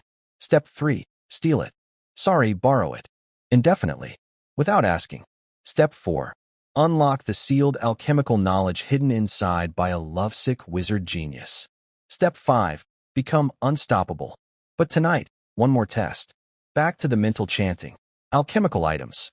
Alchemical items. Weapons. Armor. Equipment. Things that make me stronger. If tomorrow's intel confirms the pattern again, then I've officially upgraded from kid with a magic newspaper to kid with a magic search engine. And honestly, that might be more powerful than any sword, any armor, or any breathing technique in this entire world. Information isn't just power. Information is everything. So Harlington and his wife Lorraine weren't just regular magic users. They were wizards. born with innate magical abilities coded into their DNA. Natural-born sorcerers who went on to become high-level mages and masters of alchemy and potion-making respectively. Their study notes could literally contain the cheat codes to two of the most valuable professions in this entire world. We're talking knowledge that wealthy nobles would kill for. A single high-level breathing technique is worth dozens of gold coins, but the combined research notes of a master alchemist and a master potion maker? That's priceless. But there's a catch. There's always a catch. To use alchemy or potion making, you need spiritual energy, the magical kind. And to activate spiritual energy, you need talent. It's like finding the world's best piano in your living room, but your fingers don't work. Quick magic system recap. This world has two main power paths. Path 1, Battle Aura. Condense your blood energy into a life seed. Become a knight. Punch things really hard. That's me right now. Path 2, Spiritual Power. Activate your brain's soul energy, manipulate natural forces, become a mage. This path is way harder and way rarer. Only a few people can do it. And wizards? They're born with it. Like being born with a cheat code already installed. Harlington and Lorraine were that kind of rare. Me? My magical talent is probably mediocre at best. This body wasn't exactly built for the arcane arts. But do I care? Talent not enough? System fills the gap. That's right. I just discovered my Intel system has a search function. If I can steer my daily intel toward magic-related information, maybe the system can literally teach me how to activate spiritual energy. Find me resources, shortcuts, loopholes, things that would take normal people decades to discover. The system already found me a breathing technique, an energy pearl, a potion recipe, and an alchemical mask. Why not a magic tutorial next? But first things first, I need that book. Next morning, walking Lisa to school, she's bouncing ahead of me like a happy little kangaroo. Right before the academy gates, I stopped her. Lisa, can you do me a favor? Her eyes went huge. Like I just offered her a promotion. See, Lytton treats her like a baby, protective dad who won't let her do anything. But I asked for her help, like an equal, like she mattered. Kids are so easy to motivate. Just treat them like people. What is it? Can I do it? Can I really? I told her what I needed. Simple mission. Something only a student at the night academy could do. Something that wouldn't raise any suspicion from a cute 10-year-old girl. Get me a book from the library. A specific book. On the bottom shelf. That nobody has ever checked out. The worst romance novel in literary history. Lisa practically vibrated with excitement. A secret mission from her cool big brother. She waved goodbye and bounced through the school gates like a spy entering enemy territory. Meanwhile, across town, a very different scene was playing out. Guava sat in his security office, processing the news that martial law was lifted. Night order dissolved. All clear. No more monsters. And his first thought? Not, great, the citizens are safe. Not, wonderful, peace is restored. His first thought. Perfect. Time to make more slaves. He pulled out a stack of contracts from his desk. Parchment papers listing every person Bardo had already victimized. People who lost their homes, their land, their savings. People on the edge of losing their freedom. And Guava started sorting them. Left pile meets the cult's requirements. Right pile doesn't. Because the Blood Moon cult doesn't take just any sacrifice. There are rules. The victims must be under 18, physically healthy, fully developed. Males can't be married. Females can't have given birth. He went through name after name. Checking ages. Checking family status. Checking medical conditions. Like a butcher sorting cuts of meat. Then he reached a file near the bottom of the stack. Ron Yeager, age 15. Parents deceased. One sister, sold to Mr. Madoc's household 2 weeks ago. No other relatives. No friends. No employment. He paused, smiled, and placed my file on the left side. The sacrifice pile. I'm on the menu. A justice knight. The man who controls law enforcement in my town, who just murdered 3 people, who's allied with a slave trader and a death cult. Just put my name on a list of teenagers to be kidnapped and ritually murdered.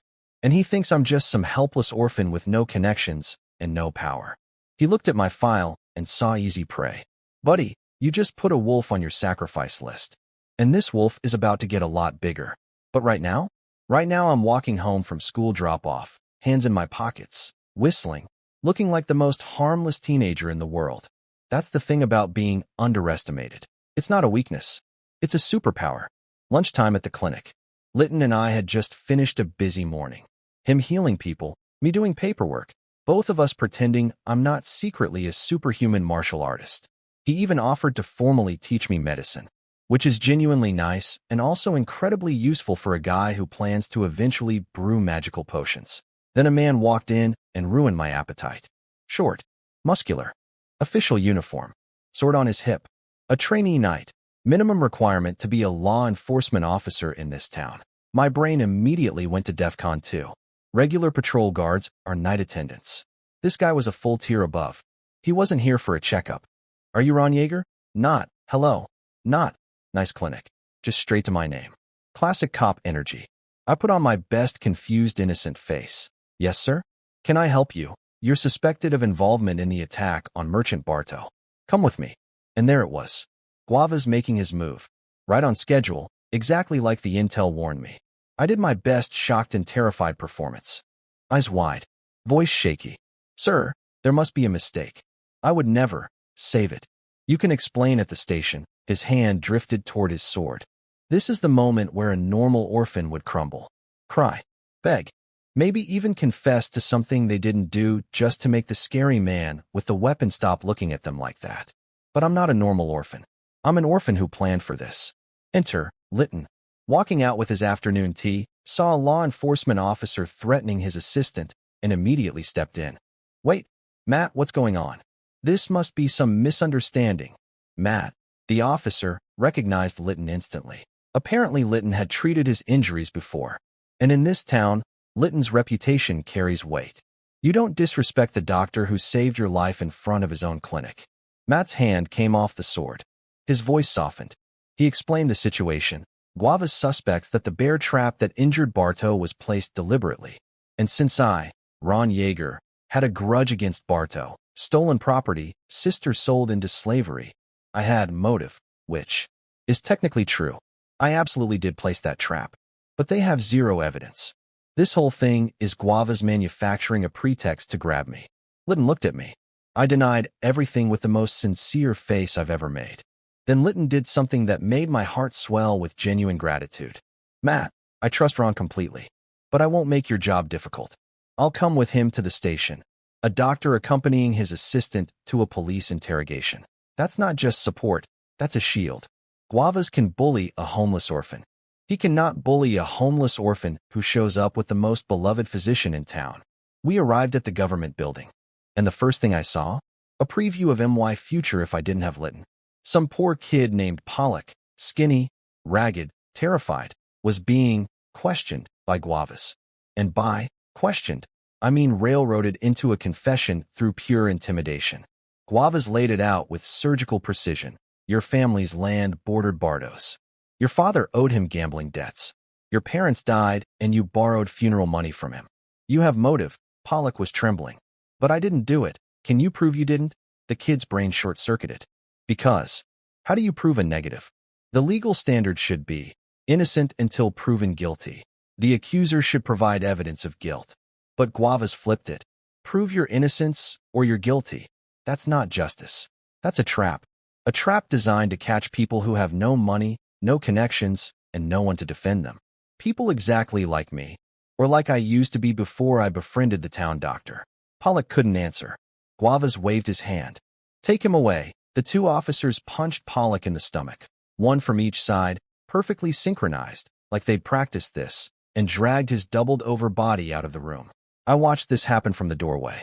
Watched a scared, innocent kid get beaten and imprisoned because a justice knight needed warm bodies for a death cult.